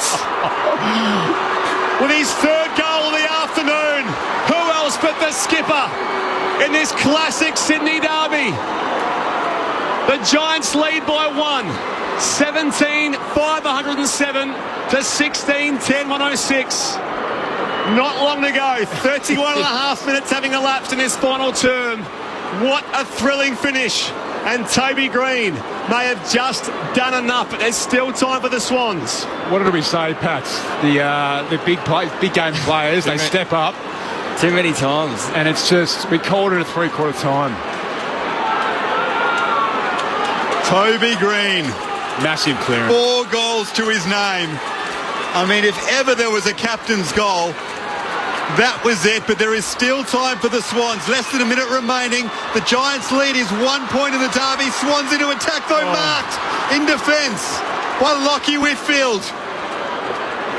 Can they chew down the remaining time and win the derby? Whitfield will play on. He'll drive it out to the outer wing.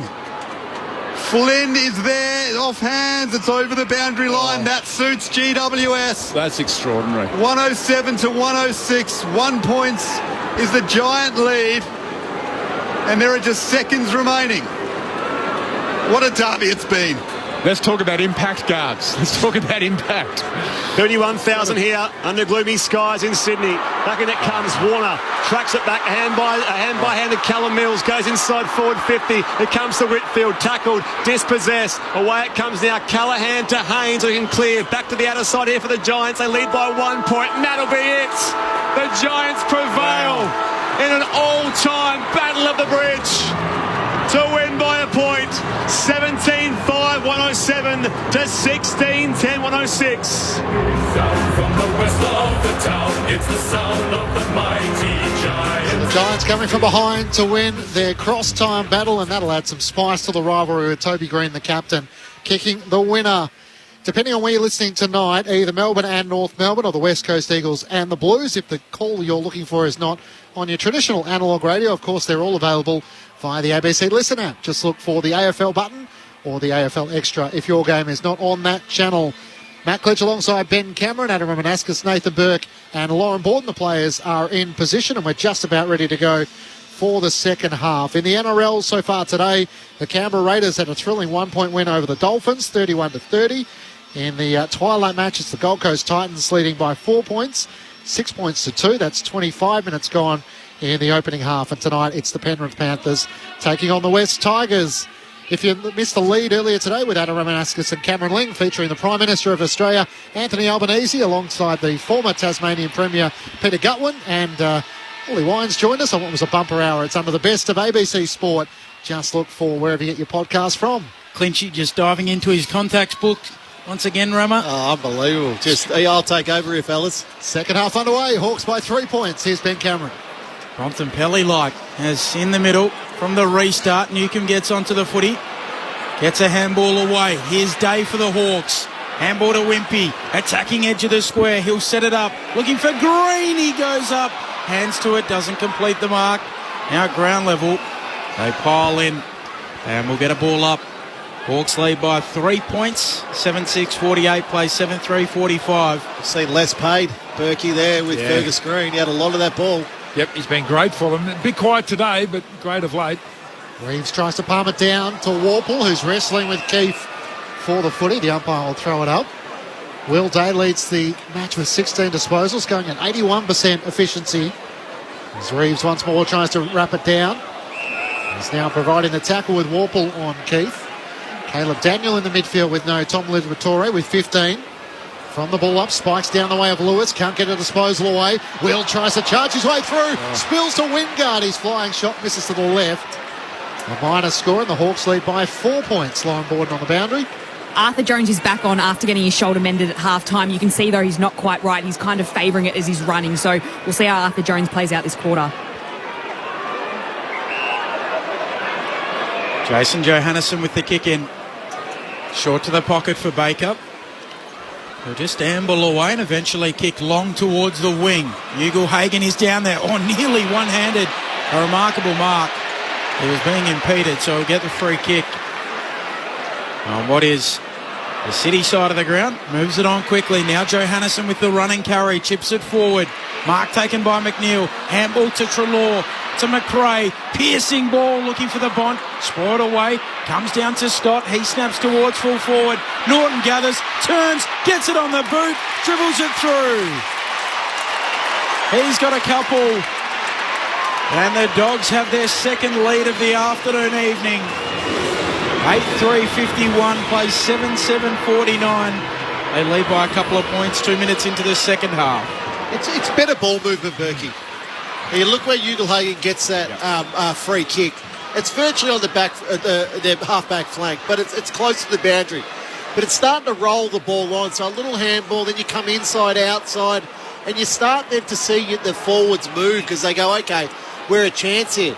Now, that's probably one of the first occasions, albeit the ball went to Marcus Bontempelli, but it was more of a one-on-one contest. So then it allowed players to get to the front, get to that contest, and really in the end it was an easy goal for Norton. So his second for the match, and the Bulldogs back, leading by 2 points. Back in the middle, Reeves wins down the tap. It's Treloar for the Dogs, so hand pass to McRae, away to Arthur Jones, hand pass to McNeil, 40 out from goal, dodging and weaving. He wants to kick laterally, looking for Bailey Smith, who almost pulled in a miraculous mark, tapping it with his left to his right, couldn't hold on to it. Bontempelli's head over the footy, can't gather. A chance for Harry Morrison, works it forward to Ward, gets the hand pass to Newcomb, arm pinned and a tackle by the Bont holding the ball. Bailey Smith takes the advantage, hand pass to Treloar, driving kick is offline and missing to the left-hand side. Bulldogs by 3 points. They might go back and wish they had have not taken the advantage there. Well, he's got to do more, Treloar, with that ball. So he was free when he kicked it. Now either hit a target or take the extra metres in front of you and kick the goal. Hardwick with the kick in. Out towards Frost. Big lead coming from Artie Jones. Through his grip it goes in the end. He's bouncing on the spot. Nearly got upstairs and taken the hanger on Frost. Got some energy. He'll take one of them one day and it'll be wow. So a throw in at right half forward for the Dogs. They lead by 3 points. Trailed by a couple at the break. Winning it down Reeves, going after it. Amon, he dribbles a kick around the boundary. Keith will lead there and get it on the boot. His kick will go close to the line and eventually come down in the awaiting arms of Smith. There was a push out though. Free kick will go to McRae. Dogs by 3. Has it at right half forward. Jack McRae as he looks for options inside 50. Veers out to the left, long towards Lobb and Norton. Sicily got a hand onto it. Clears to the back where Hardwick's onto it. Takes as a bounce in front of his defensive goal and then works it out to Mitchell. Seamus Mitchell in his third game. Right back pocket for the Hawks. Pokes it over the top and Ward has it. Wants to come inboard to Jarman MP. Still on the pain of the defensive 50 for the Hawks. Out wide to Newcomb. Possession number 13 coming up. Has 6 clearances for the match. The most on the ground. It's going to go back inside defensive 50. All the way back to 15 out from the defensive goal to Hardwick. His kick missed Sicily. Frost has to gather. Hand passes around McRae. Back to Sicily. Back to Hardwick. Eventually they find a way out with a hand pass back to Frost. And here he goes on a little run. He'll eventually pull his kick short. A good one for Day. So Day marks just backward of the logo. City side of the ground. Kicks a low ball. Looking for Brockman. 2 hands to it. Drops the mark in the end. Now has to follow up. Wingard soccers it on. Jones goes in for the Dogs. Brockman tries again for the Hawks. Ramsden trying to wrench it free. And we'll get a ball up. Attacking point of the square for the Hawks. The Dogs lead by 3 points. 6 minutes into the third. Thrown up in the air. Reeves rises early. Wins down the tap, but it's straight to McRae. Tries to get a clearing hand pass, but Warple shovels a hand pass forward. Big tackle laid by Fergus Green. And O'Brien had no option to knock it clear in the eyes of the umpire. Ball up 45 metres out from the Hawthorn goal. The Bulldogs leading by 13 points. English reaches up, wins down the tap. It's Newcomb though from the Hawks. Hand pass to Impey. Back into the middle of the ground. Hardwick centres the ball with a kick to Wingard. He marks at the edge of the centre square. Veers out to the left. Drives it inside 50. Brockman out in front. Almost held onto it. Was spoiled at the last minute. Not paid. Treloar out of defence. Gets the hand pass to Scott. Now Bontempelli up to the dog swing out in front of Artie Jones. He should run onto it here. Taps it to his own advantage. He'll kick towards half-forward, looking for Ugle-Hagan out of bounds on the full. He uses his left foot there, Arthur Jones. Brockman very, very stiff up the other end. Yeah. I think he had enough of that 40, that ball. Marks it about 15 out dead in front. That's 2 in this quarter, Berkey. Johannessen's in a lot of trouble coming off here. Went to the umpire and told him as well. Good on him. Sicily will kick towards the wing. Moore also from the side. Here's Ramsden knocking it out of play. And a throw in right beneath us. 3 points. The Dogs lead 8-4-52, play 7-7-49, 7.5 minutes into the third. Toss back into play.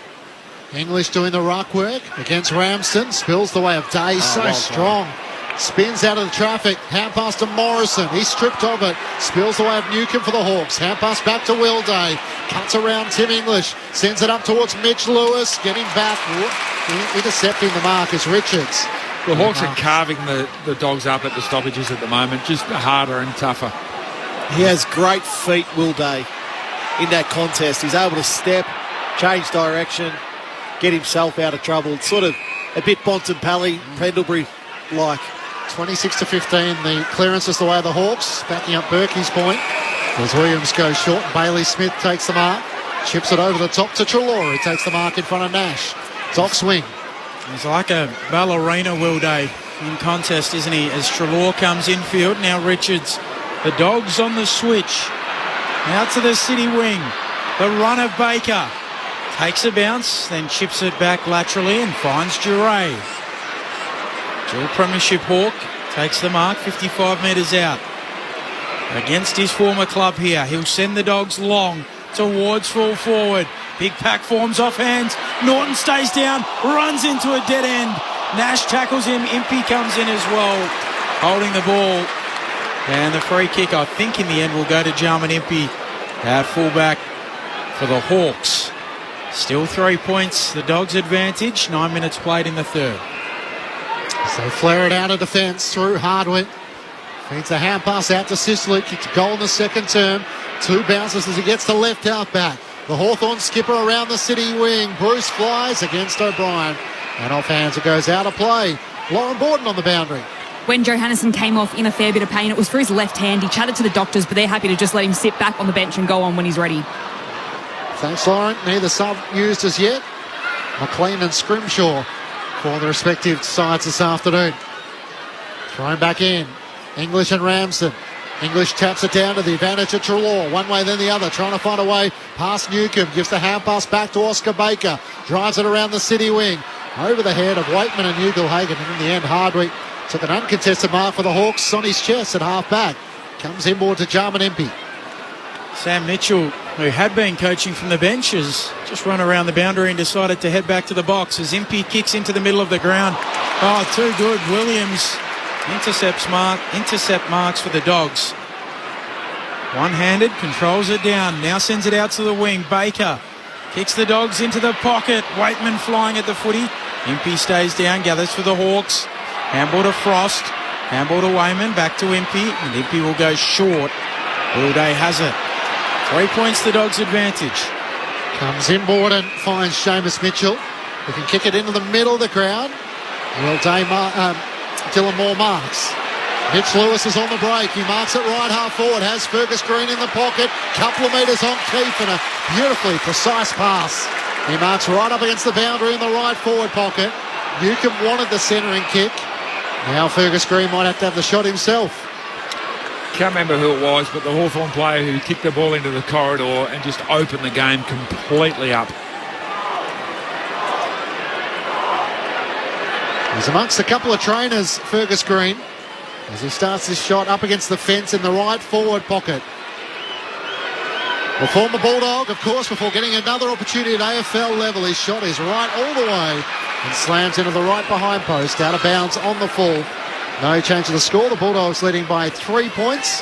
The Hawks got out by 13 points in the second quarter, but the Dogs with 5 of the last 7 goals of the match. Lauren Borden. are set to use their sub. So Jack Scrimshaw set to come on for Hawthorn. It'll be Seamus Mitchell, the young player, coming off for Jack Scrimshaw as a sub. Caleb Daniel runs and kicks towards the wing. Norton and Sicily both go up off their hands out of play. Throw in on the wing.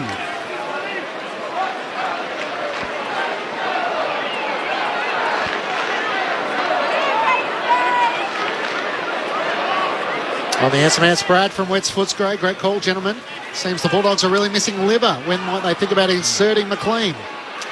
On the throw in, Bailey Williams, handball over his head towards Bailey Smith. Handball away to Caleb Daniel, will retreat with his kick. Back to Bailey Dale, the Dogs at half-back.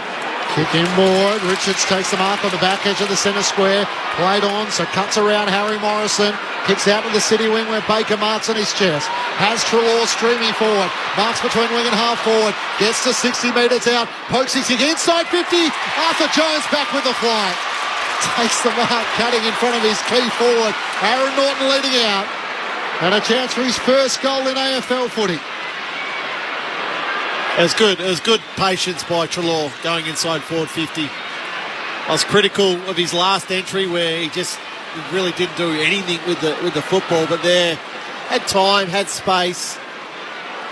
Hits Arthur Jones. Hopefully this young man can kick his first goal. Be very interested in the celebration if he does. From Mount Barker in Western Australia, the excitement machine for the Western Bulldogs. 45-degree angle for his first. He misses to the right-hand side. He's kicked 3 behind so far, yet to kick a goal. The Bulldogs lead by 4 points. As a small forward in your 5th game, that the monkey starts to get a little bit more bigger. Just heavier and heavier. I'm with you as well, Rummer. I think it'll be a great celebration. Sicily, long kick into the middle. And the mark is paid to O'Brien. If I'm the Dogs, I think it's either Ugelhagen or Lobb they need to sub to get McLean into the game. Baker receives the kick from O'Brien, then goes long towards full forward Norton.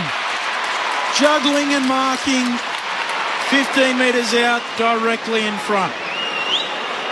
And probably Lobb would be the one. Yeah, Lobb's the one for. Look, he's giving English a little bit of a chop out in the middle, but you know what, English just ruck the whole quarter. Yeah. What about the fact that Waitman hasn't touched the footy still? They're going to need the run still in that last quarter. Hawthorn are outrunning him at the moment. It's been an arm wrestle in this third. Norton puts it through to start giving the Dogs some separation. He's got 3. 9-5-59 plays 7-7-49 at the 14.5-minute mark. Adam Ramanaskas and Nathan Burke. Well, there's really no trend in this game as one team dominating. It's very even across the game. We've mentioned the Hawks are really dominating the clearance aspect, but once the teams get the ball out into open play, that's when they look the most dangerous. So I think if whichever side can actually be bolder with their ball use, get the ball into the middle of the ground, switch from one side of the ground to the other, take on those really difficult kicks. When they come off, that's when the forward lines stay open and it's dangerous. When they go slow, it doesn't really work for them. So the boldest team will win this game. Aaron Norton with the only 2 goals in this third quarter. He's kicked 3 for the match. Back in the middle, Bailey Smith with the clearance. Hand pass to Lobb. Links up with Dale. Hand pass missed McRae. He wins it again at half forward. Around Dale. Can't quite get it. Forward to Bailey Williams as Jaff is locked up by Williams and the umpire will pull it up. 65 metres out from the Western Bulldogs goal. Dogs out by 10 points, having got on top after half-time. Spills the way of Ward. He tries to slap it towards the boundary for the Hawks. Bailey Smith with the hand pass to Bailey Williams. Long kick inside 50. Norton up early. It clears him. Harry Morrison at the back gathers. Right back pocket for the Hawks. Kicks up towards half back. Wingard thought it was going to bounce. Johannisen almost took the mark. Spills the way of Frost. Hand pass out to Nash on right half back. The Irishman dodging and weaving for the Hawks. Comes back infield to Wingard, who runs away from Norton. Nearly got caught. Just gets his handball away. Out of play it goes. Throw in. Dogs by 10. He's lacking confidence, Wingard. He's got to get him up around the ball. Got to get him involved. Get him into a couple of contests. I know we say he's got to work harder as a half forward, but he's just too skilled as a player, too creative as a player, just to leave sitting in a forward pocket. Ramsden wins the tap. Warple with the clearing, high towering floating kick, and going back, Richards drops the mark. Will this allow Wingard in? Handball back towards Moore, who's headlocked out of bounds by Bailey Dale. And a throw in between wing and half forward for the Hawks. Dogs by 10. You can see his body language, Berkey, at the moment. You know, it's A lot of walking. Yeah, a lot of walking. Struggled for a bit of continuity with a calf injury after round one. Had the lacerated tongue. Chad Wingard thrown back in. English flicks it over the back, but it's Nash of the Hawks. Hand pass to Carl Amon. Great kick out in front of Mitch Lewis. He just can't get there. Liam Jones races after it. He's happy to concede it over the boundary line.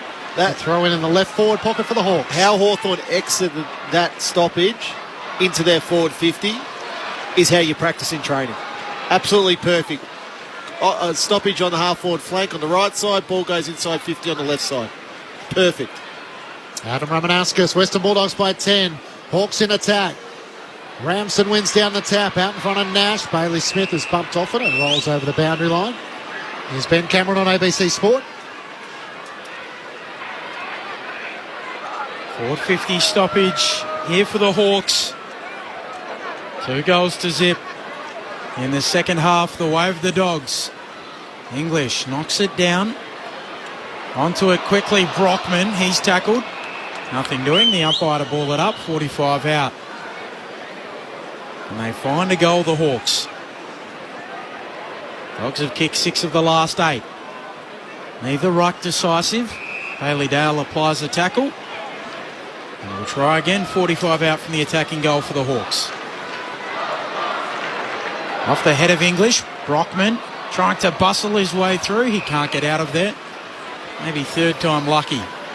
Dogs by 10. Tossed up in the air. English reaches over, wins down the tap. No opportunity really for Ward to try and bust his way through, and the umpire will ball it up. This is normally free kick territory now after 3 or 4 ball ups in a row. English and Ramsden, it spills down to Bailey Smith. He gets a clearing kick for the Dogs. Up the city wing. Ugelhagen outnumbered. Spoiled down. Cody Waitman gets his first touch of the game. At the 19-minute mark of the third term. Half past a lob. Lob kick inside 50 looking for Artie Jones. Can't take the mark. The Hawks will clear through Carl Amon. Switches out to right half back, where Moore takes the mark and up to Green. At full stretch, can't pull in the mark. And it trickles out of play in front of the 2 benches, with Ed Richards unable to drag it in. And how did Cody Waitman get his first possession of the game? He got front and square. Up the wing, front and centre.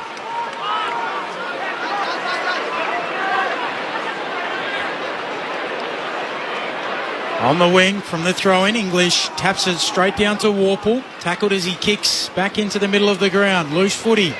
Keith will pick it up for the Dogs. Handball to Williams. Handball to Johannesson, providing that run again. He'll kick forward of the wing, looking for McNeil. Scrimshaw, the sub, goes back.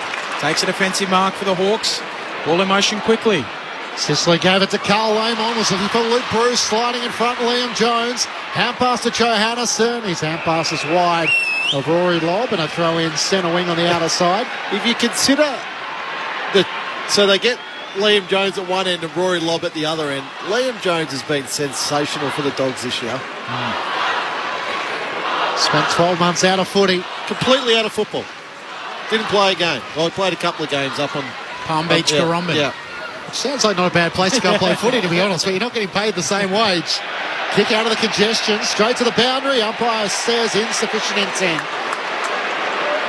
And Will Day will be penalised. The Bulldogs will take it out right half back through Bailey Williams. Western Bulldogs leading by 10 points. They kicked the only 2 goals of this third quarter so far. With Warple standing back on the mark, Williams drives it around the wing. Rory Lobb set himself, it clears him. Sicily at the back, hand pass to Scrimshaw. The sub into the action. Hand pass to Ward, tries to squeeze kick forward. It's touched on the boot as it went out on the full. And a boundary throw in, the Bulldogs by 10 points. McNeil just has 7 possessions as a small forward, and Waitman just a 1 possession as a small forward. When it hits the ground, it's playing straight into the Hawks' hands. They love to get numbers there, and away they go. So I think bringing on Toby McLean sooner rather than later will be the thing to do. English takes it out of the ruck. High ball inside 50. No mark taken. Ball down at ground level. Hawks pile in. Ball up. 45 out from the attacking goal for the Dogs. Kicked the only 2 goals of this second half, the Western Bulldogs. Both of them through the agency of Aaron Norton. English swats it down. Now close to the boundary line. It's paddled towards it by Weddle. And the first gamer is given some leniency by the men in lime green. A throw in right at the juncture of the 50 and the boundary line. 10 points, the Dogs' advantage. Toss back into play. English works his way to the front, tries to take it out of the ruck. He's tackled and dispossessed. Caleb Daniel underground, hand pass to Bailey Williams. High kick hard against the boundary in the right forward pocket. Sicily got a fist to it. Scrimshaw knocks it back to Frost. To Jaff under pressure. Daniel got him. Surely holding the footy. The non-officiating umpire makes the call just as Jai Newcomb was about to stream out of defence. One umpire was waving hands, Yes.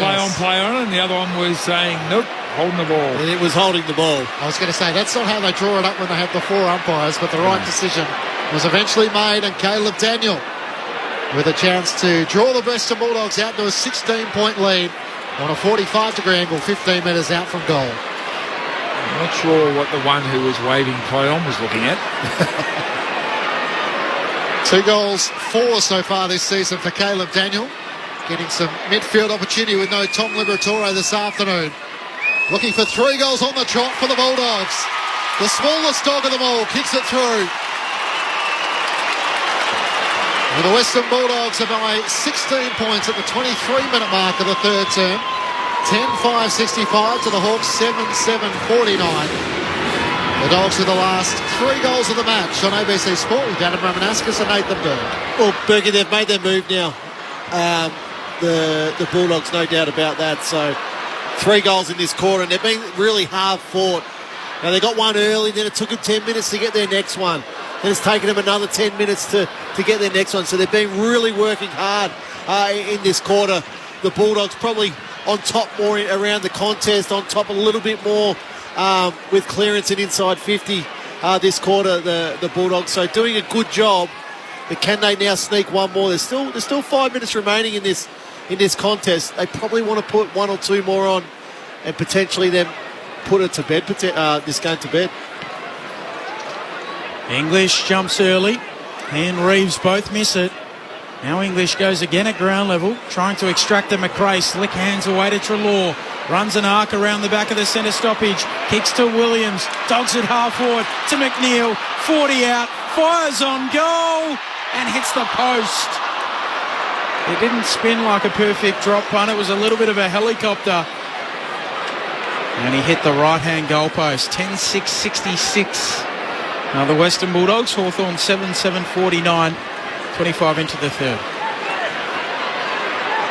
Earlier today, Brisbane by 48 points against the Dockers and GWS by a point against Sydney. Hardwin with a long kick straight in the middle of the ground. Lewis spoils it down to Nash. His kick is intercepted. McRae's hand pass missed English. Mitch Lewis used his body well. Gets the hand pass forward to Brockman, who knocks it on to Reeves, to Nash. Back to Brockman through the middle of the ground. Warple releases more. He lines up from 45 and it's just offline. Fergus Green cannons into the left goal post. That's wobbling, that post. And he might have got that flush right down the middle of the face. Bulldogs by 17 points. Those posts are padded, but there's not a lot of padding, Berkey. No, it's what still a hard tickle. enough to stop you dead. Dogs. Both teams missed a relatively easy one. Did you have to do a concussion test for that? I think it more took the wind out of him. Glad he looks okay now. And Duray to Dale at left half back for the Dogs. Oh. Dangerous kick into the middle of the ground. Just misses its target. McRae Nash onto the footy for the Hawks. Tackled quickly by Bailey Smith. Gets it free. Daniels wrapped up by Lewis. He's still struggling down there, Fergus Green. Hands on knees. Looks like he's coughing it up. 16 points. Dogs lead. Footy might be coming his way. Reeves down to Newcomb. Hand pass to Warple. Dodging and reaving around Bailey Smith. Kicks towards Lewis at Green. It bounces off Fergus Green's chest. And it's locked underneath DeRay, and the umpire will ball it up. And Fergus Green is down on all fours. He's not enjoying it too much at the moment, but he's powering on.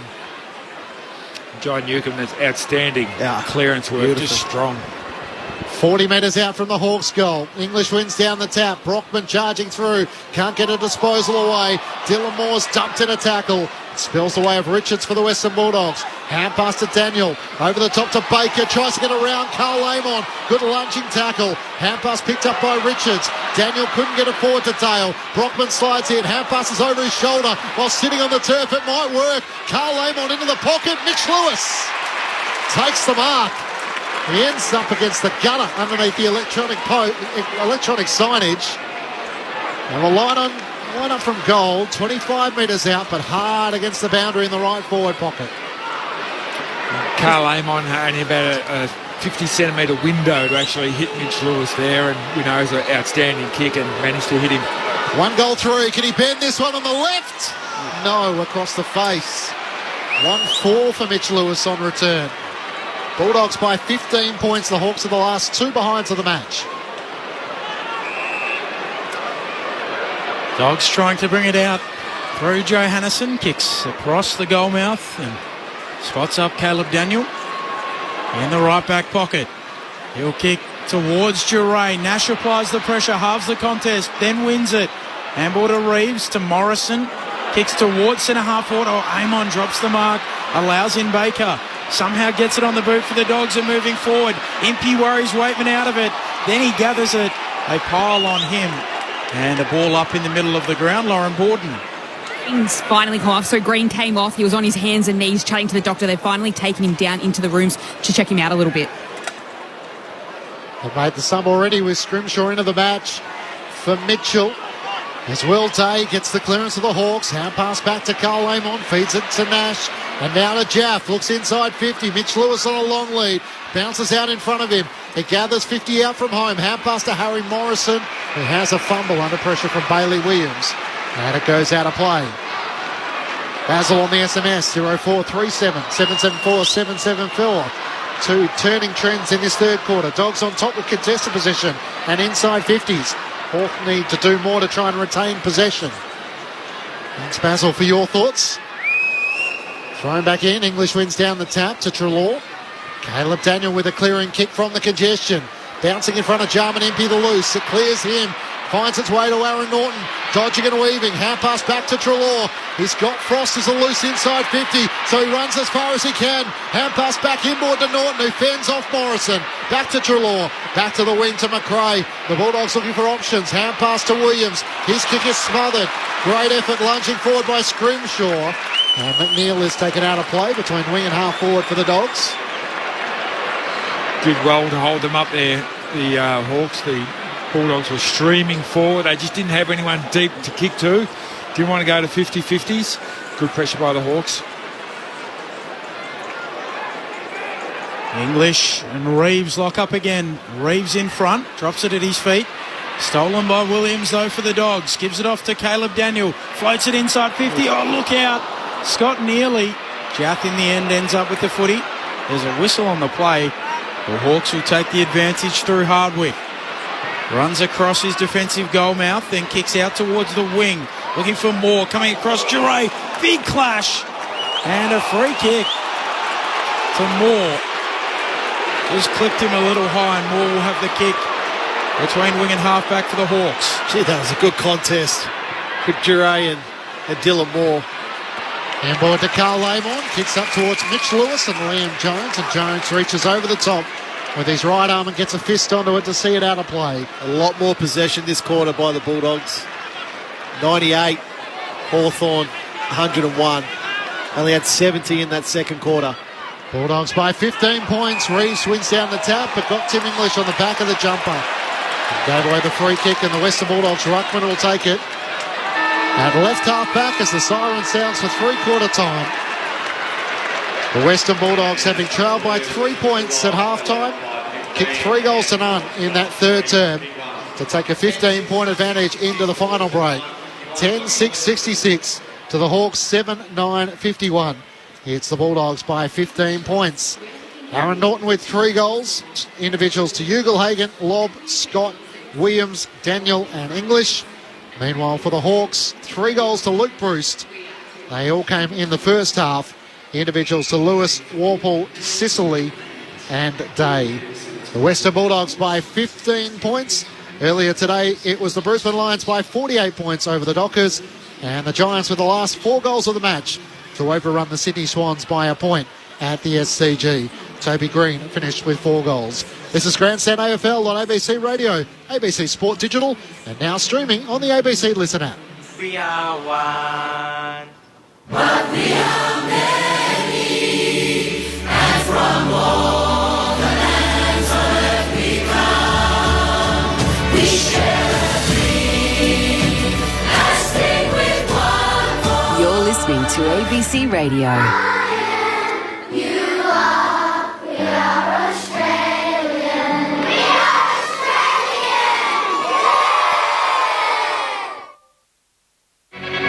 Grandstand AFL. Now streaming every match on the ABC Listen app. Look for the AFL button. Mark taken by McNeil. Handball to Treloar. To McRae. Piercing ball looking for the Bont. Spoiled away. Comes down to Scott. He snaps towards full forward. Norton gathers. Turns. Gets it on the boot. Dribbles it through. Baker receives the kick from O'Brien. Then goes long towards full forward. Norton. Juggling and marking. 15 metres out, directly in front. It's been an arm wrestle in this third. Norton puts it through to start giving the Dogs some separation.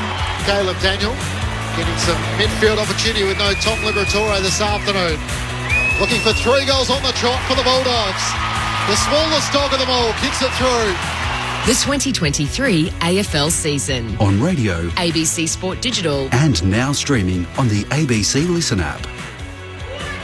3/4 time at Docklands in Melbourne. The Western Bulldogs leading by 15 points, chasing their 4th win of the season in Marcus Bontempelli's 200th game for the Western Bulldogs, their captain. 10-6-66 to the Hawks, 7-9-51. Matt Clinch alongside Ben Cameron, Lauren Borden, Adam Romanascus and Nathan Burke with you on ABC Sport.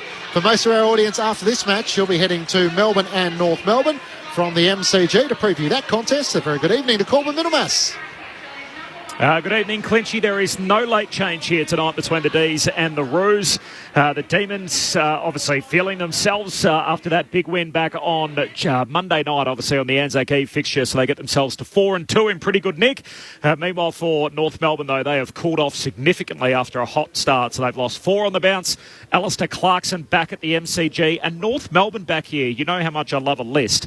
North Melbourne have actually played the second fewest games at the MCG out of any team since 2016. So the only side that's played here fewer in that period is the Gold Coast Suns. They've played less games here than Fremantle, than Adelaide, than Brisbane, than Port Adelaide, all during that period. So a rare occasion for North Melbourne tonight. Over in Perth, of course, it's West Coast and Carlton. So if you want to listen to that game, the ABC Listen app, a little magnifying glass down the bottom right, search AFL Extra, and you can hear that game if you'd like to listen along to what's going on between the Eagles and the Blues. And of course, if you're on ABC Radio and WA, you'll be getting that game. For everybody else, I'll catch you shortly, Clenchy, here at the G. No late change for the D's and the Roos. Thank you, Corby. We look forward to joining you after that. Just put me to the top of your list of ABC sports commentators who have interviewed the PM this year. It's only you and Spriggy. Oh, in the last 6 months, it's you and Spriggy. Yeah, I think I've got it covered there. Looking forward to joining Corby and the team. And as he mentioned, the great forward promote for the ABC Listen app if the match you're looking for. West Coast and Carlton, a lot of blue baggers who will be looking for the call tonight. The AFL Extra button under the AFL Listen. Bulldogs by 15 points. Adam Romanascus and Nathan Burke. It feels like the Dogs are just finding their rhythm. Well, strong quarter, Berkey, by the Bulldogs. I thought they sort of kicked into gear, particularly with their ball going inside forward 50. They started to be a little less predictable. And I think that's really important, not just for the Bulldogs, but for all teams. I think we're so used to talking about system, you know, how you want to move the ball, where you want to move the ball. But going inside forward 50, I think it's up to the individual. You see something that you like, you've got to go for it. It can't be, well, we've got to kick it to this spot because then we can set up defensively. The idea going inside 50 is to score. And I think in that third quarter, albeit they only kicked three goals, the Bulldogs, they just looked a lot more dangerous. We didn't see Ugelhagen, Lobb and Norton all competing together inside forward 50. So looked a lot better, looked a lot cleaner up on the, upfield. Their contested possession was a lot better. Their clearance game, which I know you're critical about during that first half, Berkey, started to even up a little bit further. Hawks, on the other hand, they're handballing too much. 49 kicks, 52 handballs in that third quarter alone. Yeah, well, the Bulldogs won the clearances 12-11, so at least sort of 50-50 there. They were 3-1 out of the middle, which made a big difference. If you look at the heat map again, first half, Hawks owned the corridor. That quarter, the Bulldogs pushed them a lot wider, turned the ball over, got the ball back inside 50. The Western Bulldogs with the dominant second half, looking to take control here, leading by 15 points, as that's not the umpire's best bounce to start this final term. Just had a few issues trying to execute. Berkey's not happy today with this set of bounce situation. Here we go, thrown up in the air. English wins down the tap. It's Newcomb who tries to burst clear. It's tackled by Caleb Daniel and Bontempelli. And the umpire will ball it up. The ones that annoy me, they do favour one umpire, but then they're too scared to bring it back. Yeah. From the ball up, Warple gets a clearing kick inside 50. Fergus Green back onto the field. It's Bailey Williams with the hand pass to Trelaw for the Dogs. He fends off a tackler. Hand pass to Bailey Smith. Feeds it out. Hurt the voice of Ray. At right half back, he drives the kick up towards Waitman, who's caught behind. And Hardwick takes the intercepting mark for the Hawks. Round the back to Scrimshaw, the sub. McLean still not in the action for the Dogs. Up towards Brockman, but Keith gets a fist in. Today, out of play. Today has been a lot of Hardwick on Waitman. Waitman's had one possession, Hardwick's had 21 possessions. Bontempelli just for 14. Probably expect a big last quarter in his 200th. Want to stamp himself on this game. Umpire brings it back in. Reeves, a little backhand in the direction of Day. Onto it, Newcomb. Gives it off to Impey. Kick. Slews off the side of the boot. And eventually, Wingard. Umpire says play on. It's the kind of day he's had, Chad Wingard. Gets on the end of it, and the umpire says didn't go the required distance. So ball up in the middle. Reeves knocking it down. Smith steals it for the Dogs. Kicks to half forward. Sicily comes up in front of Lobb. Takes the mark for the Hawks. Yeah, Pont's not having a great day around the middle in the clearances, so maybe look at just throwing forward. Get him on. If he can kick a goal or two, that'll mean they win this game. Hawks haven't kicked a goal since the 25-minute mark of the second quarter. James Sicily was the goal scorer, the Hawthorn captain. Jaff takes the mark at half-back. He plays on by stepping off his line, switches back to centre half-back, and Frost takes the mark. Straight through the middle looking for Wingard. He marks on the edge of the Dock swing.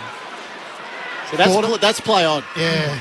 He stepped off his line and could have had past to Frost. He's now looking for options. Switches it out to the City wing. They've got loose players. Hardwick marks on his chest. Looks inside 50 for Green. He juggles the mark almost. Not paid. He couldn't hang on to the last moment. Richards for the Dogs. Hand pass away to Trelaw. And left half back out to Bontempelli. He drives it up the wing looking for Waitman. Getting back Sicily. Did well not to give away the free kick. Running onto it, Artie Jones. He taps it to his own advantage. Sicily just shoves him out of the way illegally.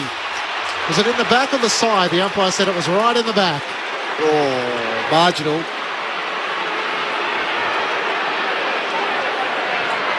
So Jones with the free kick. He goes looking for Norton, who goes up and takes it.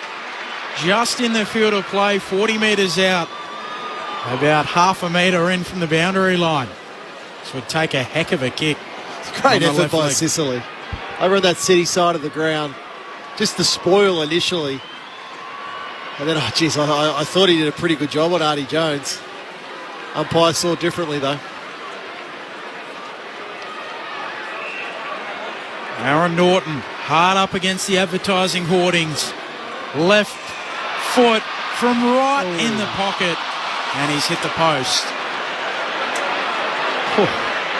As close as you can go from the tightest of angles. 10-7-67, play 7-9-51, 3.5 minutes into the fourth term.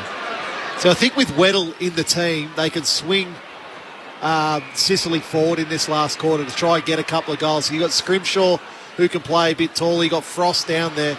Maybe Sicily goes forward, tries to sneak a goal or two. Hardwick to Scrimshaw today, back inside the defensive 50 for Jarman MP. Works it up to left half back with Carl Lamont. Takes the mark. Hawthorn playing chip mark footy for the moment. It's on left half back through Blake Hardwick. He veers out to the right. His kick is too wide for Jaff and out on the full. Not quite able to execute. Tim O'Brien takes it for the Dogs. Chips it forward around the dog swing. Bailey Williams marks between wing and half forward. Around the back goes to Ray. Nothing really further afield, so feeds it back to Williams. Just a high kick in hope. Waitman shoved out of it. Sicily dropped the mark. Then he's tackled by Treloar. Bontempelli charges his way through. He's almost brought down by Jarman Empey. Don't think he got a hand pass away. No whistle. Smith's hand pass. Looking for Treloar for the Dogs. Works it to Daniel, to Lob. Shovels a hand pass inside 50. Frost runs onto it. Jams it onto his boot. A high kick in which English sits underneath. Wingard in enough to spoil it away. Ramsden for the Hawks. Hand pass to Bruce. To Day through the middle. Ramsden with a hand pass to Newcomb. He's tackled by a couple of Dogs and loses it. Treloar comes away with it. Hand pass over the top for Bontempelli. Sidesteps one, can't get away from the tackle. Gives it off to a teammate in Scott on the left. He misses out to that side. Couldn't quite bring it back enough. A minor score. 10-8-68 plays 7-9-51. Dogs lead. 17-point lead. Hawthorn having been held goalless through that third quarter. There's Warple on half-back, inboard to Jaff. It's a switch play to Hardwick, who sends it out to Harry Morrison at right half-back. City side of the wing. Bruce stops the lead. He just kicks it straight over his head. It's a poor disposal by Morrison. And the Bulldogs take the intercepting mark through Johannesson. They had two options, Ramsden and Bruce, and he kicked it straight in the middle of them. Johannesson spent a lot of the third quarter off the ground. He's back here in the final term. Inside the defensive 50 to Jones, and then to Tim O'Brien, who chips it to Richards. At right half back for the Dogs. Kick is over the header to Ray. He just got a hand onto it as it goes out of play in front of Heat and Wingard. Not great footy for either side for the last 90 seconds. A boundary throw in. Well, last week the Hawks were 3 goals up at this stage and they didn't handle it well and they lost the game. I think this is probably a better situation for them. Being 3 goals down, there's no pressure. They've just got to take the game on now. They've just got to go for it and make something happen. Bontempelli from the tap. Handball to Dale. Back to Keith, to Daniel, and away to Tim O'Brien. Eventually they go forward, the Dogs, and a short kick for the mark of Baker at right half back. The issue will be getting their hands on the ball because the Dogs are maintaining possession really well. Kick towards the wing and Smith, who kicks up to a leading Norton. Great hands. Vice-like grip. Still 2 kicks from goal. Kicks long. English is there. Reeves coming in from the side. Strong defensive mark in the left back pocket. 17 points. The Dogs advantage 7 minutes into the fourth. Reeves around the back to Sicily. Long up to Ramsden. The young ruck can't take the mark. Warple front and centre. Hand pass to Ward, trying to fend off Bailey Smith. He's retreating back by hand. Gets the hand pass to Weddle. Hand pass back to Ward. He chips it around the dog swing and Wingard takes the mark. Now to left half back. There'll be a bit more attacking than that, Chad. Kicking out to the interchange bench. You get the ball in the corridor, you've got to turn and go the other way. Laterally to the boundary for Frost.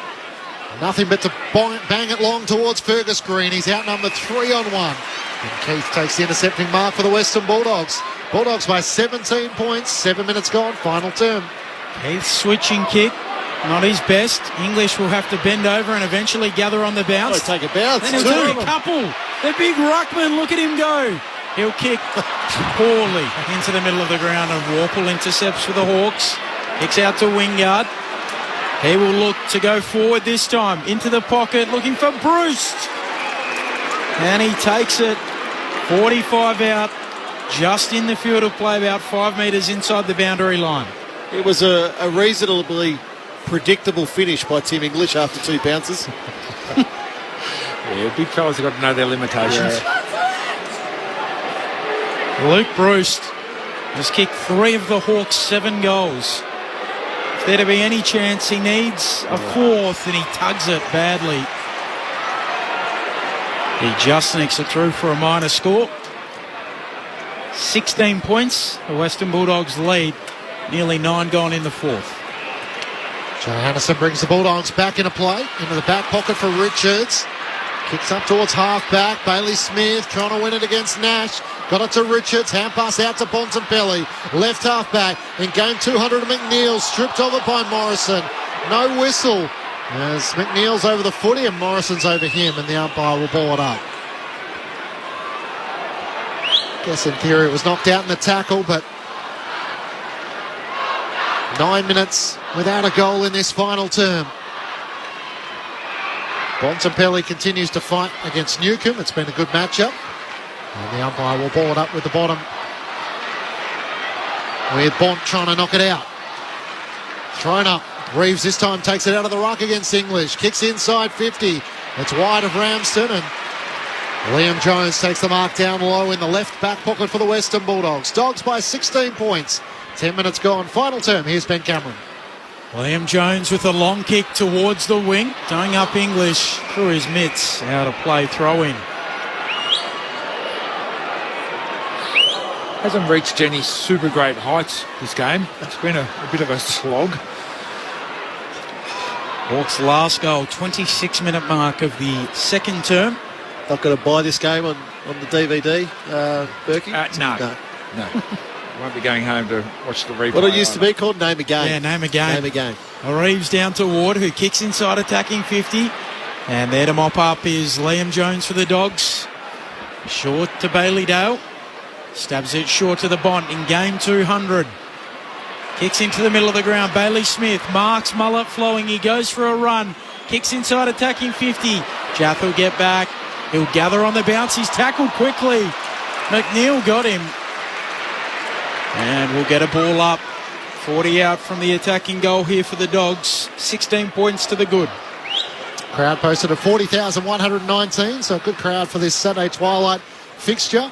As the umpire throws it in the air. Norton doing the ruck against Reeves. It spills down the way of Scott. Wheels onto his left. He kicks towards the goal square. Sicily's back as the goalkeeper. He clears for the Hawks. Hand pass to Morrison. Chips the kick to Ward. He marks in the right back pocket. Hand passes around the back to Scrimshaw. Drives it up to the wing. Getting back Dale. Punches it away from Bruce. Good support to Keith. It's not a mark as he backpedals. He feeds the hand pass back to Bailey Dale. He chips inboard to English. Left half back, Bulldogs by 16 points. He chips it short. Scott marks. Gives it off to Bailey Dale. Kicks the Dogs towards half forward. Waitman leading up. Hugs it to his chest. He's got Jamara deep. Picks to go for Norton, who takes it. Goes up and claims the mark. 25 out. Deep in the left forward pocket.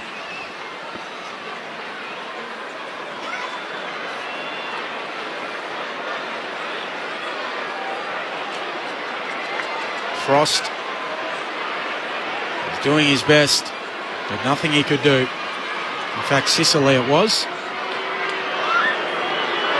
So Aaron Norton won the Dogs goal kicking last year with 51 majors on the season. Left foot, left forward pocket, and he misses to the left. Dogs lead back out to 17 points. Nearly 13 minutes played in this fourth term. Well, they're going to start going now, the Hawks. They were halfway through this final term. Haven't put any dent in the scoreboard yet. 3-3 for Aaron Norton and 1-4 for Mitch Lewis on return. Both have had plenty of opportunities inside their forward 50 as the long clearing kick by Jaff for the Hawks has spoiled out of play and a boundary throw in. Left half forward for the Western Bulldogs. 13 minutes gone, final term. Still chasing our first goal of this last term. The Hawks would need to get a wriggle on. Reeves wins down the tap for the Hawks, but straight to Bailey Smith. Hand pass to Williams, feeds it away to McRae. Hand pass to Keith off the outside of the boot, inside 50. Hardy Jones has to spoil it down. Daniel can't gather. Ward for the Hawks. Hand pass to Morrison. Back inside the defensive 50 to Scrimshaw. Kicks up to the wing. It's over the head of Ramsden. Picked up by Keith of the Western Bulldogs. 1-2 with Liam Jones. Hand pass to Bailey Williams. Run down by Brockman. Just broke the tackle. Hand pass to Liam Jones. Not a great kick out in front of Keith. He gathers with a hand pass to Dale. Squeeze the kick up towards half forward. Connor Nash was waiting for it for the Hawks. Hand pass away to Moore, to Scrimshaw, through the middle of the ground. Newcomb doesn't have a lot at half forward. He'll try and put it out in front of Warple. Richard sets himself, flies from behind, racing back onto it, Warple, and sliding into Ray. DeRay tries to knock it out. Now Warple will be keen to lock it in. Left half forward for the Hawks. The Bulldogs leading by 17 points. Well done by Richards. A lot of players just concede that mark when their players out leading on that long lead and just try and slow the game up, but brought the ball to ground, stopped the ball dead in its tracks. Can the Hawks find a goal? Newcomb throws it out straight to Warple. It's like a rugby pass. The free kick will come back. Bailey Smith will get it. Time in possession is sort of well in Bulldogs' favour the last 10 minutes. If the Hawks are going to make a dent into this 3-goal lead, they've got to get their hands on the ball more. But at the moment, they're just giving it up too easily and allowing too many uncontested marks by the Bulldogs each time off the clock. Smith goes back to Jones and moves it on in turn to Richards, who goes for a little run, gives it off to Dale. Dale will kick long inside 50. Norton hands to it, doesn't mark. McNeil onto the footy, taken high, and he'll get a free kick. The mark set 47 metres out.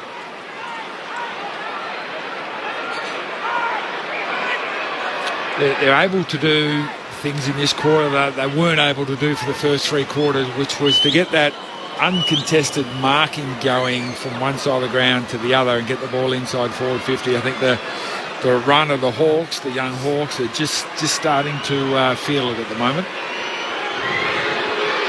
Now McNeil with the set shot, he's given it a good ride. He's just tugged it a little bit. Misses to the left-hand side. 3 straight kicks. Here's the Bulldogs' advantage. 10-10-70 play, 7-10-52. Quarter hour mark of this final term on Grandstand AFL. Just 5 behinds in this final term, in which the Dogs have kicked 4 of them. As the Hawks bring it back into play. Scrimshaw out to Chad Wingard, who marks in the left back pocket. Comes inboard to Sicily. Hawthorn in 18th spot on the AFL ladder with just the 1 win, although their last 2 weeks they've been right down to the wire, losing to Adelaide and the Giants in close circumstances. This second half hasn't been all that inspiring. Lost a bit of their dare as the kick is turned over by Frost, and McNeil marks at left half forward for the Western Bulldogs. Still 2 kicks out from goal. Sends it long towards Jamara Ugelhagen. He's shoved out of it by Frost. Illegally, says the umpire. Geez, that's silly. And Rory Lott might have hurt his ankle in the puck being crashed, and just silly. Jamara Ugelhagen will get a reasonably easy shot on goal in what was a silly free kick in the end.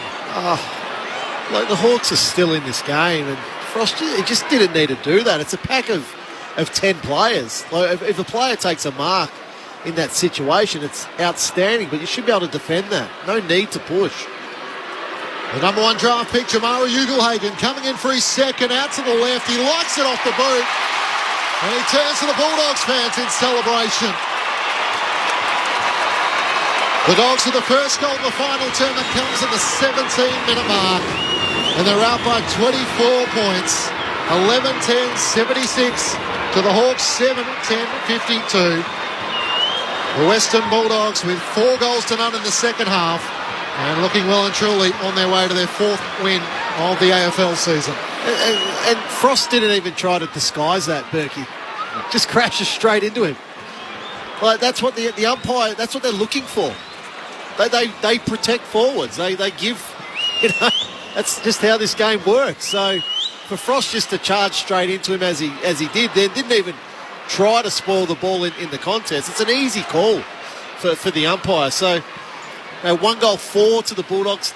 Inside 50s 9-5 in their favour in this last quarter. Hawthorn just can't get their hands on the footy enough at the moment. Another recalled bounce in the middle. We'll have to have the stat on recalled bounces today. We need the pad back in the middle. Careful. Just ask Sean Wren about that. That's another legal case waiting to happen, Berkey. Dale bursting off half-back, kicks inside 50, and Scrimshaw, or Weddle rather, Debutant, I apologise. He kicks laterally to Hasn't Jaff. looked out of place at all, Josh Weddle. I think he's pushing forward now. Traded up for him last year to get back into the first round to secure him. Josh Weddle, 18 years of age, 191 centimetres and 92 kilos. As the Hawks try and work it around half-back, Carl Amon works it to Sicily by foot, gives the hand pass back to Amon, runs the dock side up towards Mitch Lewis. In from the side, O'Brien didn't take it. Lewis with the hand pass to Newcomb, on the run from 40. Jai Newcomb with Hawthorn's first goal since the 25-minute mark of the second quarter. And the march is back to 18 points. There's enough time. It just feels like it would be well and truly against the trend of the game. The Bulldogs 11-10-76 to the Hawks 8-10-58. And Jai Newcomb, who's had a pretty good day for the Hawks, gets on the scoreboard with a goal next to his name in the final term. It's only a little thing, but James Sicily gets the ball right on the boundary line, and instead of going back and taking a kick, it was a little bit sneaky, but handball the ball to somebody running past, who then kicks the ball to the centre or the corner of the centre square, a really attacking spot. And that just opened the game right up and allowed the ball to get into an open forward line. If he goes back and just chips around, tries to find a target, there's no way in a million years Hawthorn kicked that goal. Umpire puts it aloft in the middle. Didn't even bother trying with the bounce there. He's given up. Reeves knocks it out. Amon cuts a swathe through them, though. Handball knocked down by English. The big man onto it. Lob leading at him. And Lob claims it. 47 out directly in front. Hasn't had a great day, old Rory. He did go down with a sore ankle just in one of the previous marking contests when Hugo Hagen kicked the goal. He did shake off the physio and says, no, I'm right. And let's see whether that ankle is still a little bit tender. Kicked a goal in the first quarter from right on the 50. Thumps it long and celebrates immediately. He salutes the crowd. And the Dogs will salute too. They lead by 24 points. 12-10-82 plays 8-10-58. 21 minutes into the fourth on Grandstand AFL. Oh, terrific by Tim English. Just to get the hand in. There was, I think it was Carl Amon, that handball there, so not bad. You're a basketball guy, Ramo, just to hand in the passing That's lane. it. Well, a guy of 208 centimetres to be able to do that and then pick the ball up off the ground, steady, hit Rory Lobb on the chest. It was terrific play. Really, really good. He's been good today, Tim English, without being exceptional, which he has been to start this season. I think the Dogs recruiting staff maybe were dreaming of that one. Tim English bursting out of the middle, hitting Rory Lobb on the chest, a goal from 50. Reeves wins down the tap. Warple can't get a kick away before the umpire blows his whistle. And we'll ball it up just to the left of the centre circles. Lauren Borden on the boundary. Western Bulldogs sub Toby McLean still sitting at the back of the bench. Doesn't look like he'll be getting back on, which means he'll be the first sub this year out of all the teams, out of all the games that hasn't got on the field. Nice that was. Good stiff. Surely he'll get it a couple of minutes late. Reeves wins down the tap, but it's the Bulldogs through Joe Hannison. Back edge of the centre square. Kicks out to the city wing, where the mark is taken by Richards. Did you get a game teams total? Yep. Even when not getting on. And match fee. Dale kicks looking for Lob. It's too wide and it goes out on the full. Easy day at the office, Becky. You could have played 500 under those rules. When it was the Medi sub in the grand final of 2021, they left poor James Jordan on the bench for the whole grand final. Still got a medal though. Yeah. This would have been nice to get him on the Did ground. they sub him in the end? They didn't sub him in the end at all. No. Sicily along up the wing. It's picked up by Chilora. Comes inside 50. And maybe the one last act we've missed is an Arthur Jones goal. He's directly in front, 45 metres out. Come on, Artie, shake off the monkey. He has 3 behind so far in his 5th game of AFL footy. Come on. The excitement machine from Mount Barker in WA. Big deep breath. Went to boarding school in Perth. The second-year Bulldog. He'd been biding his time in the VFL from 48 metres out. It's online, it's there! And the Dogs come from everywhere to celebrate with Arthur Jones. looking his part in the red, white and blue. He is surrounded by the Western Bulldogs players who all make their way to celebrate with him at half forward. The Dogs by 30 points, 13-10-88 to the Hawks 8-10-58. And in a match that's lacked some highlights, one in which he won't forget too quickly. He's such a likeable young fella, Artie. I've got my desk there at the Western Bulldogs in the footy department, and the players are walking past all the time, and a lot of the time it's g'day mate. And Artie's always one who just stops by for a chat and how you go, mate? And always gives you that little bit extra. Loves people, loves talking to people, and certainly they will celebrate that one. That was a good moment on an afternoon that hasn't reached any great heights. Back in the middle, Reeves trying to come away with the footy. Tackled down by Bontempelli. Now McRae can't get rid of it. And another ball up. I'd be throwing Bont forward at this stage. The only thing this game lacks is a Bont goal late. Yeah, it'd be nice to get that moment as Smith shovels out a handball. Coming through, head down, Bailey Dale taken high. Bailey Dale in the middle of the ground. Kicks out towards the wing. Mark taken by Baker. Chips it short. Treloar can mark. Dogs still 2 kicks from home. They lead by 30 points. They've blown it out late. Treloar will go into the pocket. Trying to find a marker there in Norton. Lob gets it off hands. Handball away. Intercepted by Newcomb. Hawks with it. Newcomb handball away to Nash. Away to Day. He works it through. Jarman Impey couldn't take it cleanly. Spinning out of traffic, Johannesson. His hand pass just a tad too slick for Ugelhagen, who wrestles with Weddle, and the ball is stuck underneath them. Umpire circles and will ball it up. Centre of the City wing. Bulldogs leading by 30 points with 3-1 in this final term.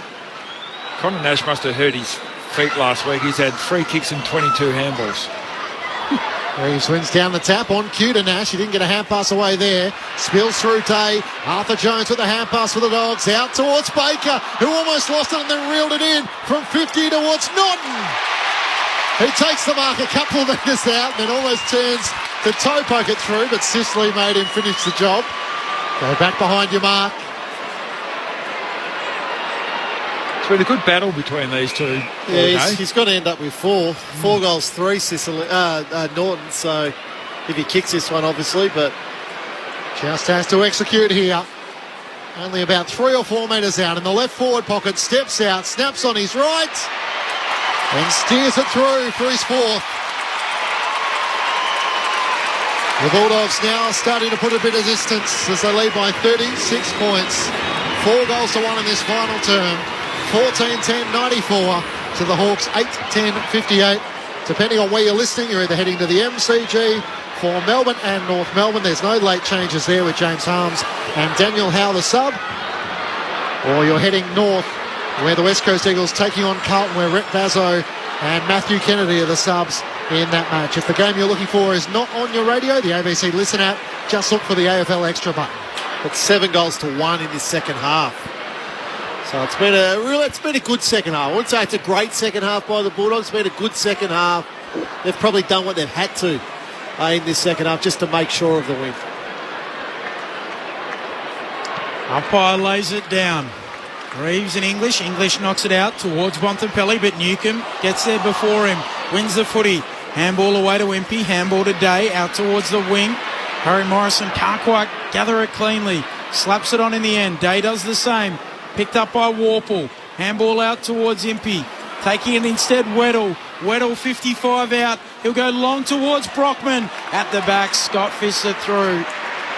Working back, he spoils it away. And another point added to the total for the Hawks. 35 points, the Dogs' advantage.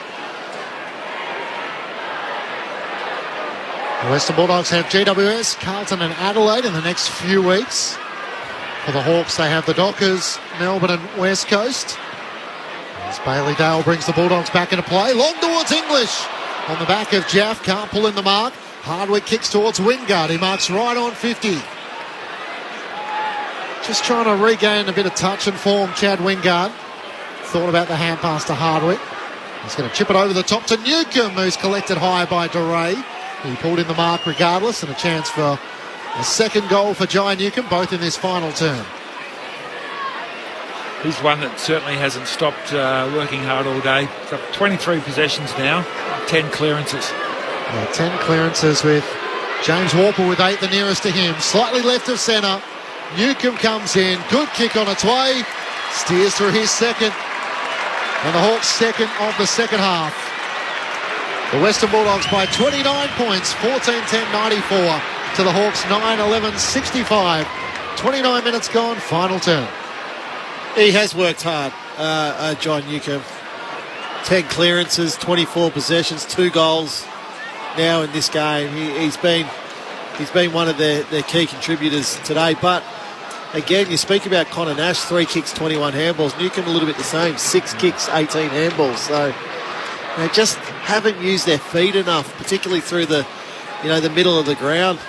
That's almost 40 handballs between 2 players in this game.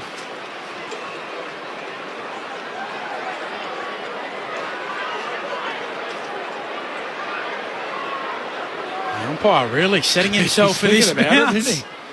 It's a good one as well. English hands on it. Eventually the ball knocked forward by the Hawks, coming out Newcombe.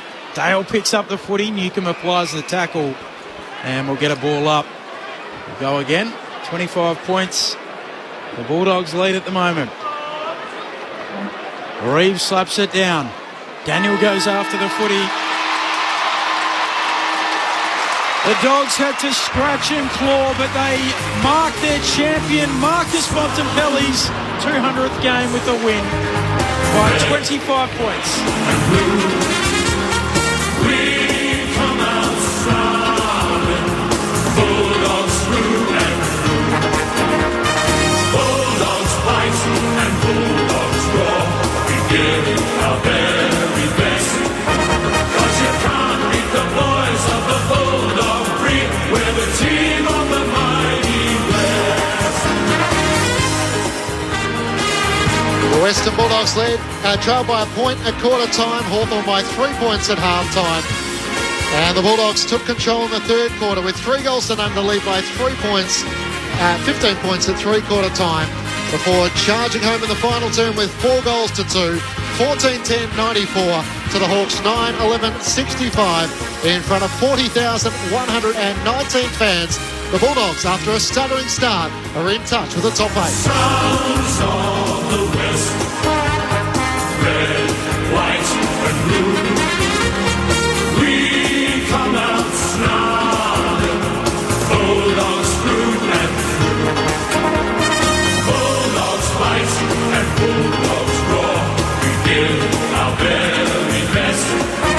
'Cause you can't beat the boys of the Bulldog breed. We're the team of the mighty West. 'Cause you can't beat the boys of the Bulldog breed. The team of the mighty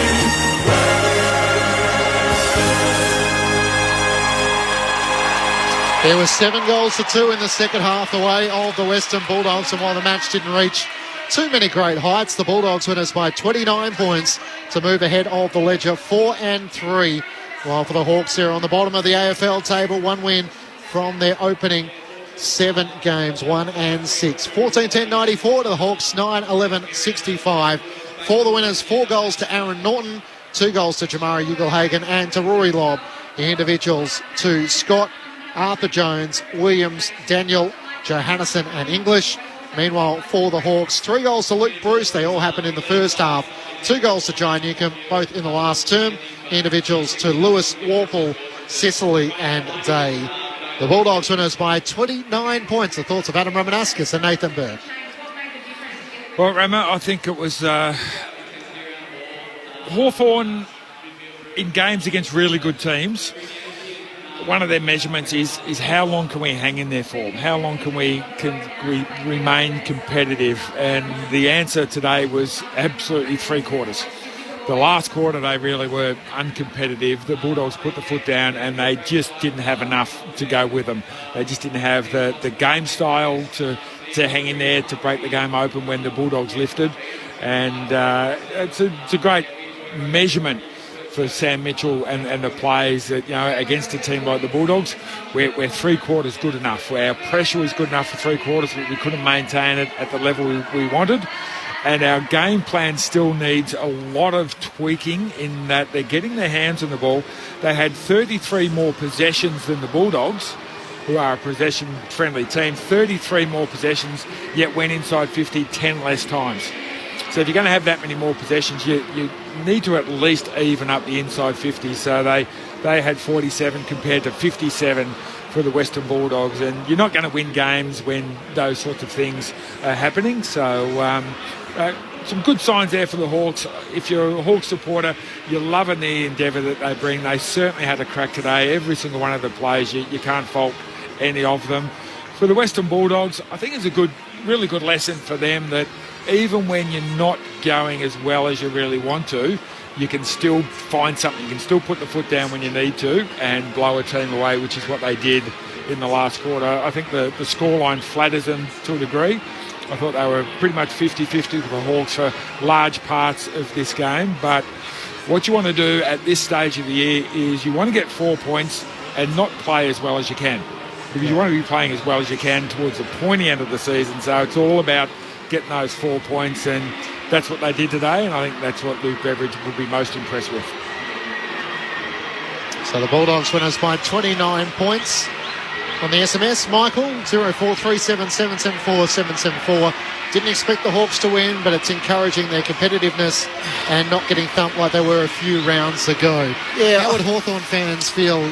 7 goals to 2 in the second half, Clinchy. I think that's where the disappointment lies for me. They had opportunities in the second half. There's no doubt. There's absolutely no doubt about that. And they didn't take it. Mitch Lewis was terrific today. 1 goal, 4. But there's the opportunities. He took how many marks? He took 11 marks in this game. So he had a really strong game, but just wasn't able to finish. Now, it's only his first game for the season, so you probably give him a bit of a let-off. But there were kickable goals. Even Luke Bruce missed a couple of uncharacteristic ones in this game. 3 goals, 1. He put 1 out of the full as well in that 3 goals, 1. So, look, the competitive it's interesting. It's really interesting. Like I thought in that last quarter, why not swing Sicily forward? Just try something. Try something a little bit different. See if you can sneak a couple of goals like that. Like Newcomb in the last quarter was their only goal kicker. He kicked their 2 goals out of the midfield. So yeah, it's a funny one with the Hawks. Like I think they've got the talent. I think that they look like they've got the talent, but it's just not coming together for a full 4 quarters. And I agree with you, Berkey. I think playing well, winning games when you're not playing well is critical in this competition. Interesting. Marcus Bontempelli doing virtually a lap of honour to the adoring Western Bulldogs faithful. It's lovely. It's fantastic. And so well deserved. Yeah. I mean, to think that he's only 27, like I said right at the start of the broadcast. A lot of footy left. If he stopped right now, it'd be a Hall of Fame career. He'd join you in there, Berkey, with 4 times a BNF, 4 times an All-Australian. He's such a humble champion. And I think champion gets used a little bit too loosely in our game at times, but Marcus Bontempelli is certainly that. The way he handles himself, the way he leads this Western Bulldogs team, the way he plays the game, I don't think there's many better examples for the kids out there. The only one who didn't like him is the groundsman who turned the sprinkler on as he was running past. The Hawks are going to form a guard of honour as well, which is a nice touch. He's gone to every section of Docklands to thank the Bulldogs fans who have come along today, and he's rather reluctant to be cheered off in his 200th game. He's happy to just walk off the race, although maybe his teammates have won him over in the end. Especially when Tim English and Caleb Daniel are trying to do it. It's a bit lopsided. Well, who is it? It's Aaron Norton and Jack McRae who are cheering the Bont off. So Marcus Bontempelli in game 200 is a winner. He waves to the Western Bulldogs fans, and the hope of being a 2-time premiership player will burn sharply. He might be the greatest Bulldog we'll ever see, as his teammates gather in front of the race and the Hawthorn players, having shown their respect, will make their way off the field. We're going to quickly run out of time, so we might just get the Bulldogs song in time, but we need a 3, 2 and 1 for the ABC Football of the Year. Yep. You've been handled late, Rammer. I think I got it. I'll give 1 to Aaron Norton. I think his 4 goals, 3 in this game were terrific. I'll give 2 to John Newcomb, 24 possessions, 2 goals and 9 clearances. And I'll give 3 to Caleb Daniel. I thought, particularly early in this game where the Bulldogs were playing well, he was the player that kept them going. He kicked the goal himself, had 27 possessions, 4 inside 50s, 6 score involvements. 3 to Caleb Daniel, 2 to Joe Newcomb, 1 to Aaron Norton. Down to Lauren Borden in the Western Bulldogs rooms. It's a great vibe down here. There's plenty of family and friends. Everyone's cheering. There's Marcus Bontempelli cardboard cutouts stuck on icy pole sticks here greeting him as he's come into the rooms. And the team will now all come together straight away to sing the song and celebrate Bontempelli's 200th game. I'll have a laugh just before they get started. And then here they go. Arms of the West. Woo! Red, white and blue. Woo! Here come our starling. Bulldogs through and through, what we sing. Bulldogs fight and Bulldogs roar. We give our very best. But you can't be the boys of the Bulldog Creek with the team of the mighty West. Woo! Pretty regulation singing of the song, but another win for the Dogs to start their rise up the ladder. Thanks, Loz. Lauren Borden down in the Western Bulldogs rooms, who trumps her Swamp Thing on Twitter by the first player not activated, Toby McLean, so far after 7 rounds of the AFL footy. Mitchell, in the end, was subbed out for the Hawks, and Jack Scrimshaw made his way in. So Toby McLean takes that piece of history. The Bulldogs winners by 29 points. For a lot of our audience, you're heading to the MCG, North Melbourne and Melbourne.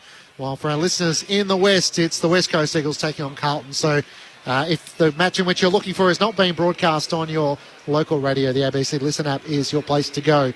In 30 seconds, Rama, are the Bulldogs showing enough, or are they just building some rhythm? Yeah, I think they're still just building. They're not quite showing enough at the moment, but as Berkey mentioned, getting wins when you're not playing well is critical. So the Giants and the Blues in the next 2 weeks to come for the Western Bulldogs, who do celebrate Marcus Bontempelli's 200th game in winning fashion, winning by 29 points. Thank you, Berkey. Thanks, guys. Have a great weekend. Thanks to Adam Ramanauskas, to Ben Cameron, to Stuart Hollywood Baker, to Adam Jones back in the studio, and to Lauren Borden. We head you across to the MCG, to Corbin Minimas, Jess Webster, Brendan Goddard, Luke Ball and Kez Peterson for Melbourne and North Melbourne. No late changes there with James Harms and Daniel Howe, the respective subs. And if you're looking for the match in the West, the West Coast Eagles and Carlton, with Clint Whelan and Dave Lindsay, Shane Woden and Sharad Wellingham, Cash Bodnar on the boundary. There's no late changes there with Rhett Bazzo and Matthew Kennedy, the sub, for that match in the West. The Bulldogs winners by 29 points in Marcus Bontempelli's 200th match. From Docklands in Melbourne, enjoy the rest of your night on ABC Sport.